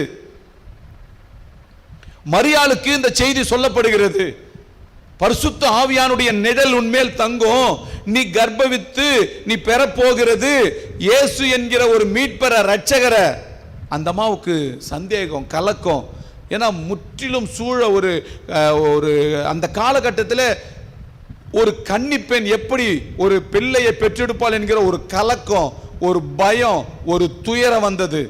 ஒருவேளை இன்றைக்கு அது சாத்தியம். ஒரு பெண்ணின் உடம்பில் இருந்து ஒரு இரத்த மாதிரிகளை எடுத்து குளோனிங் மெத்தட்ல தன்னை போலவே இருக்கிற ஒரு குழந்தையை பெற்றெடுக்க செய்திடலாம். விஞ்ஞான முறைப்படி குளோனிங் மெத்தட் என்று சொல்லுவார்கள். அப்படி இருந்தாலும் ஒரு பெண்ணுடைய உடம்பிலிருந்து எடுக்கப்படுகிற அந்த பரிசோதனைகள், விஞ்ஞான மாற்றங்கள் மூலமா ஒரு பெண் குழந்தையைத்தான் பெற்றெடுக்க முடியுமே ஒழிய ஆண் குழந்தையை பெற்றெடுக்க முடியாது. ஆனால் ஆண்டவர் எவ்வளோ அழகா விஞ்ஞானத்துக்கு, அறிவியலுக்கு எல்லாருக்கும் மேலாக ஒரு ஆண் குழந்தையை இந்த உலகத்தில் கிறிஸ்துவாக பிறக்க செய்தார். பாருங்க, ஒரு கலக்கம், ஒரு பயம் வந்தது. மரியாளே பயப்படாத. அப்பனா என்ன? மரியாள் பயந்து இருக்கிறாங்க. ஆனா அதோடு மாத்திரமல்ல, தேவ தூதனால செய்தி கொடுக்கப்படுகிறது, உறுதிப்படுத்தப்படுகிறது. உனக்கு ஆதாரமாக இதோ யூதேயா மலை தேசத்தில் இருக்கிற உன் இனத்தாலாகிய சகரியாவின் மனைவியாக எலிசபெத்தை போய் பாரு அப்படின்னு சொன்ன உடனே சந்தோஷத்தோடு அவங்களுக்கு போறாங்க. மரியாளுக்கு ஸ்டார்டிங்ல ஒரு பயம்தான் வந்துச்சு. ஆனா அந்த பயத்தை, அந்த சந்தேகத்தை எடுத்து போட்டு அந்த கர்த்தருடைய செய்தி அவங்கள சந்தோஷமாய் மாற்றினது. மேய்ப்பர்களுக்கு துவக்கம் அப்படித்தான் இருந்தது, சாஸ்திரிகளுக்கும் அப்படித்தான் இருந்தது, மரியாளுக்கும் அப்படித்தான் இருந்தது. பாருங்க, இதுல ஏரோதுக்கு ஒரு செய்தி போகிறது, கிறிஸ்துவானவர் எங்கே பிறப்பார். நல்ல செய்தியை கேட்டும் ஒரு மனுஷனுக்கு சந்தோஷமே வரல, கலக்கம் வருது. ஆனா இறுதி வரைக்கும் அவன் சந்தோஷமா இருந்தானான்னு தெரியல. இன்றைக்கு நாம சந்தோஷப்படக்கூடிய ஒரு ஜனமா, ஒரு கூட்டமா இருக்கிறோமா, அல்லது சஞ்சலம், பயம், வருத்தம் இந்த கூட்டத்தில் இருக்கிறோமா? யோசித்து பாருங்க. கர்த்தனை சொல்றாரு, சாம்பலுக்கு பதிலாக நான் சிங்காரத்தை தரேன், உன் ஒடுங்கின ஆவிக்கு பதிலாக துதியின் ஆடையை தரேன், துயரத்துக்கு பதிலாக ஆனந்த தைலத்தை தரேன். இதற்காகவே இயேசுவை எனக்கு இந்த உலகத்துக்கு அனுப்பினார் என்று சொன்னாரே. அந்த இயேசு நமக்குள்ள வருகிற பொழுது வாழ்க்கையின் எந்த பகுதியிலும் சந்தேகத்துக்கோ, துயரத்துக்கோ, வெக்கத்துக்கோ, பயத்துக்கோ இடம் கொடுக்க கூடாது. ஒருவேளை வரும், என்ன பிரதர் உலகம் எவ்வளவு மோசமான உலகம், இதுல நான் எப்படி இருக்கிறது, நிச்சயம் வரும். அதை தங்க வச்சிடக்கூடாது நம்முடைய வாழ்க்கையில. ஸ்டார்டிங் கொஞ்சம் ஓகே வருதா, ஓகே கொஞ்சம் ஆராய்ந்து பார்த்து, சியோனிலே துயரப்பட்டவர்களை சீர்படுத்தவும். இந்த பெத்லகேம், இந்த எருசலேமுக்கு தான் சியோன்னு ஒரு பேரு. இந்த எருசலேம் தான் தாவீதினுடைய பட்டணம். இந்த தாவீதினுடைய வாழ்க்கை துவக்கத்தை பார்க்கிற பொழுது சாம்பலான ஒரு வாழ்க்கை, அப்பா அம்மாவால சரி அங்கீகரிக்கப்படல, தள்ளப்பட்ட வாழ்க்கை. எங்க சிங்கம் கரடி வருதோ அங்கதான் ஈசா என்ன பண்ணுவார், அந்த இடத்துல போய் நீ ஆடு மேயி, எப்படியாச்சும் நீ செத்து தொலைஞ்சிரு, நீ எனக்கு ஒரு அவமானம், நீ எனக்கு ஒரு தேவையில்லாத ஒரு குழந்தை, நீ சாம்பலான ஒரு குழந்தை, தூக்கி குப்பையில எரியப்பட வேண்டிய குழந்தை. அப்படிப்பட்ட சியோனிலே பிறந்த அந்த தாவீது தான், பெத்லகேமிலே எருசலேமிலே பிறந்த தாவீது தான் இயேசு பெற்றெடுக்கக்கூடிய ஒரு சந்ததியிலே வந்த அளவுக்கு தாவீதினுடைய வாழ்க்கையை சீர்படுத்தினவர், சிறப்படுத்தினவர், உயர்த்தி வைத்தவர் தான். இந்த செய்தியை கேட்டுக்கொண்டிருக்கிற நீங்க எப்படிப்பட்ட சூழ்நிலை வந்தாலும் உங்களுக்காக மீட்பர் பிறந்திருக்கிறார், உங்களுக்காக இரட்சகர் பிறந்திருக்கிறார், உங்களுக்காக ஒரு சந்தோஷத்தின் தேவன் பிறந்திருக்கிறார், உங்களுக்காக ஒரு தைரியத்தை கொடுக்க பிறந்திருக்கிறார் என்கிறத பெற்றுக்கொள்ளுங்க. இந்த செய்தியை துவக்கம் இப்படி இருக்கிறது, என் நடத்துதல் இப்படியா இருக்கிறது, என்ன பண்றது புரியல, கொஞ்ச நேரம் உட்காருங்க. ஆண்டவரே எல்லாருக்கும் சந்தோஷத்தை தர இந்த செய்தியை கேட்ட உடனே எல்லாருமே பயப்பட்டாங்க, எல்லாருமே சந்தேகப்பட்டாங்க, எல்லாருக்குள்ள ஒரு கலக்கம், ஒரு பரிதபிப்பு வந்தது. ஆனா அது எல்லாமே ஒரு டெம்பரவரி, தற்காலிகமான ஒன்று. அவர்களுடைய முடிவை பார்க்கிற பொழுது அவங்க ஒரு சந்தோஷமா இருந்தாங்களே, அந்த சந்தோஷத்தை நான் என்னுடைய வாழ்க்கையில பெற்று அனுபவிக்க வேண்டும். நாம் மாத்திரம் அனுபவிக்க கூடாது, நாம் மற்றவர்களுக்கு கொடுக்கத்தக்கதான ஒரு ஆனந்த தைலத்தின் அபிஷேகம் எனக்கு வேண்டும். இதை நீங்க கொடுங்கப்பான்னு கேட்டா அவர் கொடுக்க போதுமானவராக இருக்கிறார். என்னன்னா நாம எருசலேம்ல தங்கறது இல்ல, பெத்லகேம்ல தங்கறது இல்ல, இந்த அப்பத்தின் வீடு தங்கறது இல்ல. சாம்பல் சாம்பல் சாம்பல் இல்லைங்க, சாம்பல் டெம்பரவரி. சாம்பலை தூக்கி போட்டு நீங்க எப்பிராத்தான் என்னப்பட்ட பெத்லகேமே, சாம்பலா இருக்கிற பெத்லகேமே, நீ சாம்பலா இருக்கிற வீடாக இல்ல, நீ அப்பத்தின் வீடாக மாற வேண்டும். அந்த வார்த்தை மாமிசமாகி இந்த இயேசு இந்த உலகத்தில் எப்படி வெளிப்பட்டார் அப்படின்னா மாமிசத்தில் வெளிப்பட்டார். ஏன்னா நீங்களும் நானும் அவர் அப்படியே, ஏனென்றா இயேசு சொல்றார் எபிரேயர் 2வது அதிகாரத்தில் கடைசியில், தம்முடைய பிள்ளைகள் மாமிசத்தையும் இரத்தத்தையும் உடையவர்களாய் இருக்க தாமும் மாமிசமும் இரத்தத்தையும் உடையவராக பிறந்தார். பிறந்து ஜீவ காலமெல்லாம் மரண பயத்திலே இருக்கிறவர்களை தமது மரணத்தினாலே மரணத்தை அழிக்கும்படியாக. அல்லேலூயா. எந்த ஒரு மனுஷனை எடுத்துக்கும் பார்க்கலாம், மரண பயம். கொஞ்ச நாளைக்கு முன்பதாக அந்த உத்தரகாண்ட் மாநிலத்தில் அந்த குகையில் மாட்டிக்கொண்டாங்க. 40 பேரோ 41 பேரோ மாட்டிக்கிட்டாங்க. 17 நாள் உள்ள இருந்தாங்க. அவங்கள கேட்டால் அவங்க சொல்கிற பேட்டிலாம் பயங்கரமாக இருக்கிறது. நாங்கள் பிழைப்போமா, எங்கள் குடும்பத்தை பார்ப்போமா. இன்றைக்கு கூட நாம் ஒரு டனலில் மாட்டிக்கிட்டு இருக்கோம். இந்த உலகத்தில் இருக்கிற பயம், வெக்கம், பாவம், எப்படியோ எத்தனையோ விதமான பிரச்சனைகள் இருக்கிறோம். எல்லா பிரச்சனைகளையும் இயேசு சந்தித்து அவைகளின் மேல ஜெயத்தை எடுத்தவர். நிச்சயம் உங்களுக்கும் எனக்கும் அப்படிப்பட்ட ஒரு ஜெயத்தை கர்த்தர் கொடுத்து சியோனிலே துயரப்பட்டவர்களை சீர்படுத்தி, அதாவது அவருடைய அரவணைப்பின் கீழே இந்த செய்தியை கேட்கிற உங்களை அவர் சீர்படுத்தி, உங்களை துயரத்துக்கு பதிலாக ஆனந்த தைலத்தை, உங்க சந்தேகத்துக்கு பதிலாக சந்தோஷத்தை, உங்களுடைய கண்ணீருக்கு பதிலாக ஒரு களிப்பை, உங்க வெட்கத்துக்கு பதிலாக ஒரு உயர்ந்த வாழ்க்கையை, உங்க ஒரு முறுமுறுப்புக்கு பதிலாக ஒரு துதியின் ஆடையை கர்த்தர் கொடுத்து உங்களை சீரும் சிறப்புமாய் வைப்பாராக. அதோடு மாத்திரமல்ல, எனக்கு அநேக காரியங்கள் இருக்குது, எனக்கு நேரம் இல்லை சொல்றதுக்கு. பாருங்க, ஒருவேளை நம்முடைய அந்த துவக்கம் எப்ப தெரியுமா இந்த சாம்பல் சிங்காரமாகும், சந்தேகம் சந்தோஷமாய் மாறும் தெரியுமா? அந்த கிறிஸ்துவாகிய இயேசு எனக்குள் பிறக்க வேண்டும், என் வாழ்க்கையில பிறக்க வேண்டும். அன்பார்ந்தவர்களே, பாருங்க, ஒரு காரியத்தை சொல்லி நான் முடிக்க விரும்புகிறேன். இந்த யோசேப்பும் அன்னை மரியாளும் குழந்தை இயேசு இந்த சாம்பல் என்று சொல்லப்படுகிற இந்த எப்பிராத்தா என்று சொல்லப்படுகிற பெத்லகேமுக்கு எப்படி தெரியுமா போனாங்க?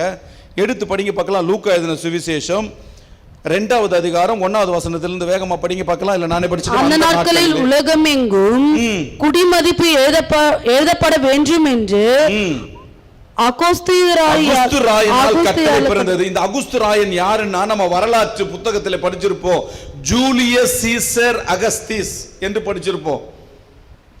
அந்த அகுஸ்து ராயனால வேண்டாம் போதும், தேங்க்யூ.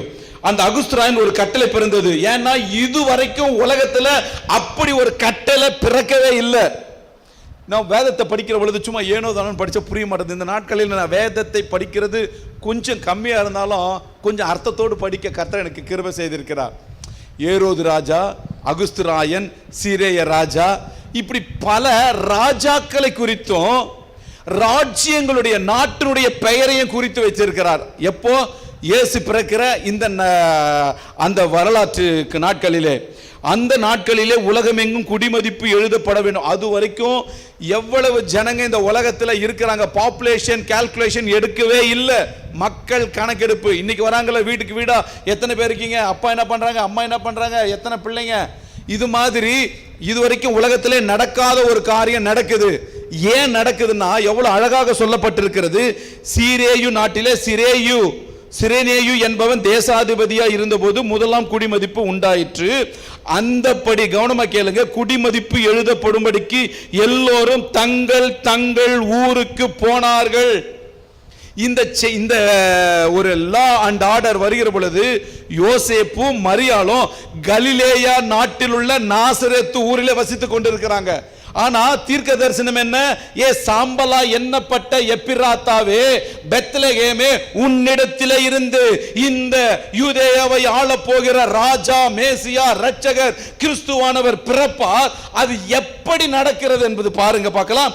அப்பொழுது யோசேப்பும் தன் தாவீதி வம்சத்தானும் குடும்பத்தானுமா இருந்தபடியினாலே தனக்கு மனைவியாக நியமிக்கப்பட்டு கர்ப்பவதியான மரியாளுடனே குடிமதிப்பு எழுதப்படும்படி 5வது வசனம் சொல்லுகிறது. கலிலேயா நாட்டில் உள்ள நாசரேத்து ஊரிலிருந்து யூதேயா நாட்டில் உள்ள பெத்லகேம் என்னும் தாவீதின் ஊருக்கு போனார்கள். அங்கே பிரசவ காலம் நடக்கிறது. இந்த குடிமதிப்பு எழுதணும்னு ஒரு கட்டளை வராம இருந்தா இவங்க கலிலேயாவில தான் இருப்பாங்க, நாசரேத்து ஊர்ல தான் இருப்பாங்க. இன்னைக்கு திடீர் என்று சில கட்டளைகளும் சில அரசியல் காரியங்களும் சமுதாயத்திலே சில மாறுதல்களும் நடக்கிறது. ஏன் தெரியுமா? கர்த்தர் வைச்ச இடத்துல நீங்களும் நானும் இல்லாததுனால. கலிலேயாவில் உள்ள நாசரேத்திலே ஊரிலே குழந்தை பிறக்க வேண்டும் என்கிறது என் சித்தம் இல்ல. நீ சாம்பல் என்று சொல்லப்படுகிற எப்பிராத்தா என்று சொல்லப்படுகிற பெத்லகேமுக்கு போகணும், நீ சாம்பலை அனுபவிக்கணும், நீ ஒன்றுத்துக்கும் உதவாத சாம்பல் என்று பெயர் படணும். அப்போ என்ன பண்ணுவாரு? நீ சாம்பல் இல்ல, நீ அப்பத்தின் வீடு என்று நீ கர்த்தரால் சொல்லப்படணும்.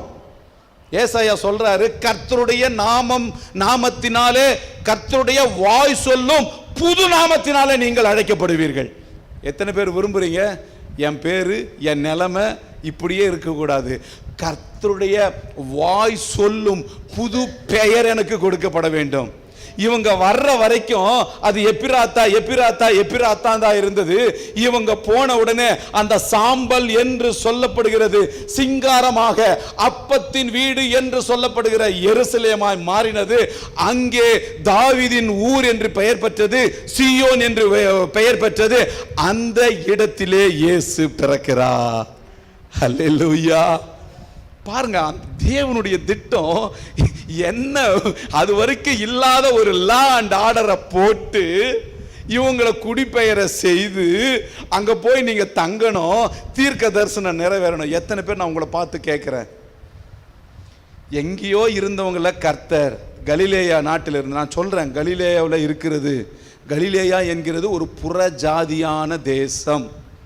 அங்கிருந்து கர்த்தர் அந்த 2 பேரையும் அழகா தூக்கி கொண்டு போய் அப்படியே நடத்தி கொண்டு போய் அங்கே வைக்கிறாரு. எங்க?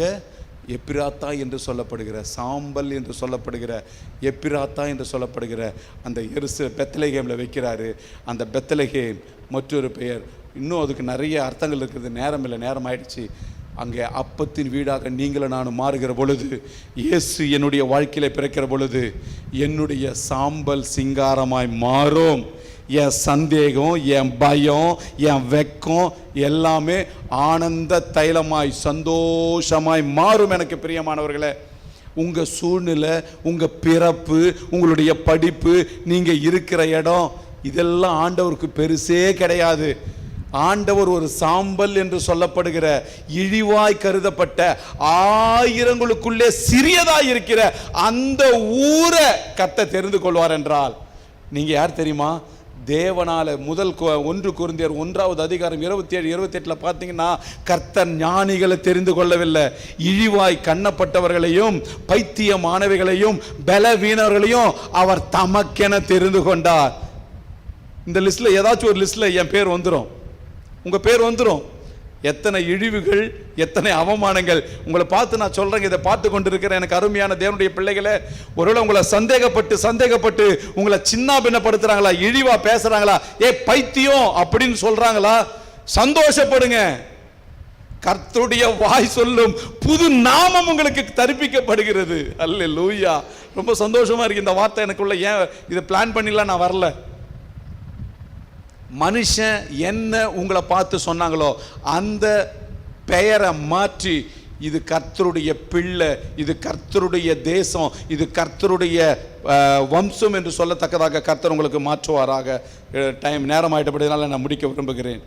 கண்களை மூடுவோம். ஆண்டவரே, எங்களுடைய சாம்பலான வாழ்க்கையை சிங்காரமாய் மாற்ற, சியோனிலே துயரப்பட்டவர்களுக்கு நீங்கள் சீர்படுத்த வந்திருக்கீங்க ஆண்டவர். இந்த வருஷத்தின் கடைசியில் இருக்கிற நாங்கள் எங்களை சீர்படுத்தவும், எங்களால் சீர்படுத்த முடியாத காரியங்களை நீர் சீர்படுத்தவும் நாங்கள் விட்டு கொடுக்கிறோம் ஆண்டவரே.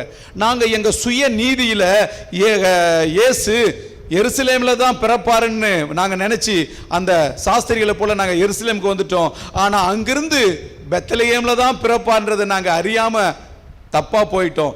ஆனா கிருபையின் தேவன் எங்களை அந்த ஞானிகளுக்கு ஒரு சந்தோஷத்தை கொடுத்து திரும்பவும் அவங்களை வழி நடத்தினது போல எங்களுடைய பாதைகள் தவறுகிற பொழுது எங்களை நல்ல பாதையில நடத்துங்க ஆண்டவரே. நாங்கள் சாம்பலிலே உட்கார்ந்து கொண்டிருந்தாலும், எனக்கு அருமையான தேவனுடைய பிள்ளைகளே, சொல்லுவதற்கு நேரம் இல்லை, சாம்பல் அது தாழ்மையை குறிக்கிறது. சாம்பல் அது இழிவான வாழ்க்கையை குறிக்கிறது. யோனா ஒரு செய்தியை சொல்லுகிற பொழுது அந்த ராஜா நாட்டு ஜனங்கள் எல்லாம் தாழ்மையா ரட்டுடுத்தி சாம்பலில் உட்கார்ந்த பொழுது அவர்களுக்கு ஒரு பெரிய ஒரு ரட்சிப்பு உண்டாயிருக்கிறது. ஆண்டவரே, நாங்கள் கூட பெருமையை தலையில் வைத்து கொள்ளாமல், சிறுமையை எங்கள் மனதில் வைத்து கொள்ளாமல், சாம்பலான சூழ்நிலையை விட்டுவிட்டு அப்பத்தின் வீடாக பெத்லகேமா நாங்கள் மாறி, எங்களுக்குள்ளே எங்கள் வாழ்க்கையில் கிறிஸ்துவானவர் எங்களுக்குள்ளே பிறக்க, நாங்கள் உம்மை முழுவதுமாய் அனுபவிக்க எங்களுக்கு உதவி செய்வீராக. நீர் ஆசீர்வதிங்க, பலப்படுத்துங்க. சகல துதியும் கனமும் மகிமையும் உமக்கே செலுத்துகிறோம் ஆண்டவரே. கர்த்தரப்பா, விதைகளை நாங்கள் விதைச்சிருக்கிறோம். இன்னும் அவைகளை அதிகமாக இன்னும் தியானித்து அவைகளில் இருக்கிற அந்த அபிஷேகத்தையும் வல்லமையையும் ஆசீர்வாதங்களை பெற்று உம்முடைய ஜனங்களை நீர் ஆசீர்வதிப்பீராக. இந்த நாள் நல்ல நாளாக, சிறப்பான நாளாக, இன்னும் உம்மிலே களி கூறுகிற ஒரு நாளாக அமையட்டும். இயேசுவின் இன்ப நாமத்திலே நாங்கள் ஜெபிக்கிறோம், ஜெயமெடுக்கிறோம். ஜீவனுள்ள நல்ல பிதாவே, ஆமேன். என் ஆத்துமாவே கர்த்தரை ஸ்தோத்திரி, என் முழு உள்ளமே அவர் பரிசுத்த நாமத்தை ஸ்தோத்திரி. என் ஆத்துமாவே கர்த்தரை ஸ்தோத்திரி, கர்த்தர் செய்த சகல உபகாரங்களையும் மறவாதே. ஆமேன். நம்முடைய கர்த்தராகிய இயேசு கிறிஸ்துவினுடைய அன்பும் கிருபையும் பிதாவாகிய தேவனுடைய அன்பும் பரிசுத்த ஆவியானுடைய அந்யோன்யமும் ஐக்கியமும் வழிநடத்துதலும் நம்மோடும் சகல பரிசுத்தவான்களோடும் இன்றும் என்றும் என்றென்றும் நம்மோடு கூட தங்கியிருப்பதாக. ஆமேன். God bless you.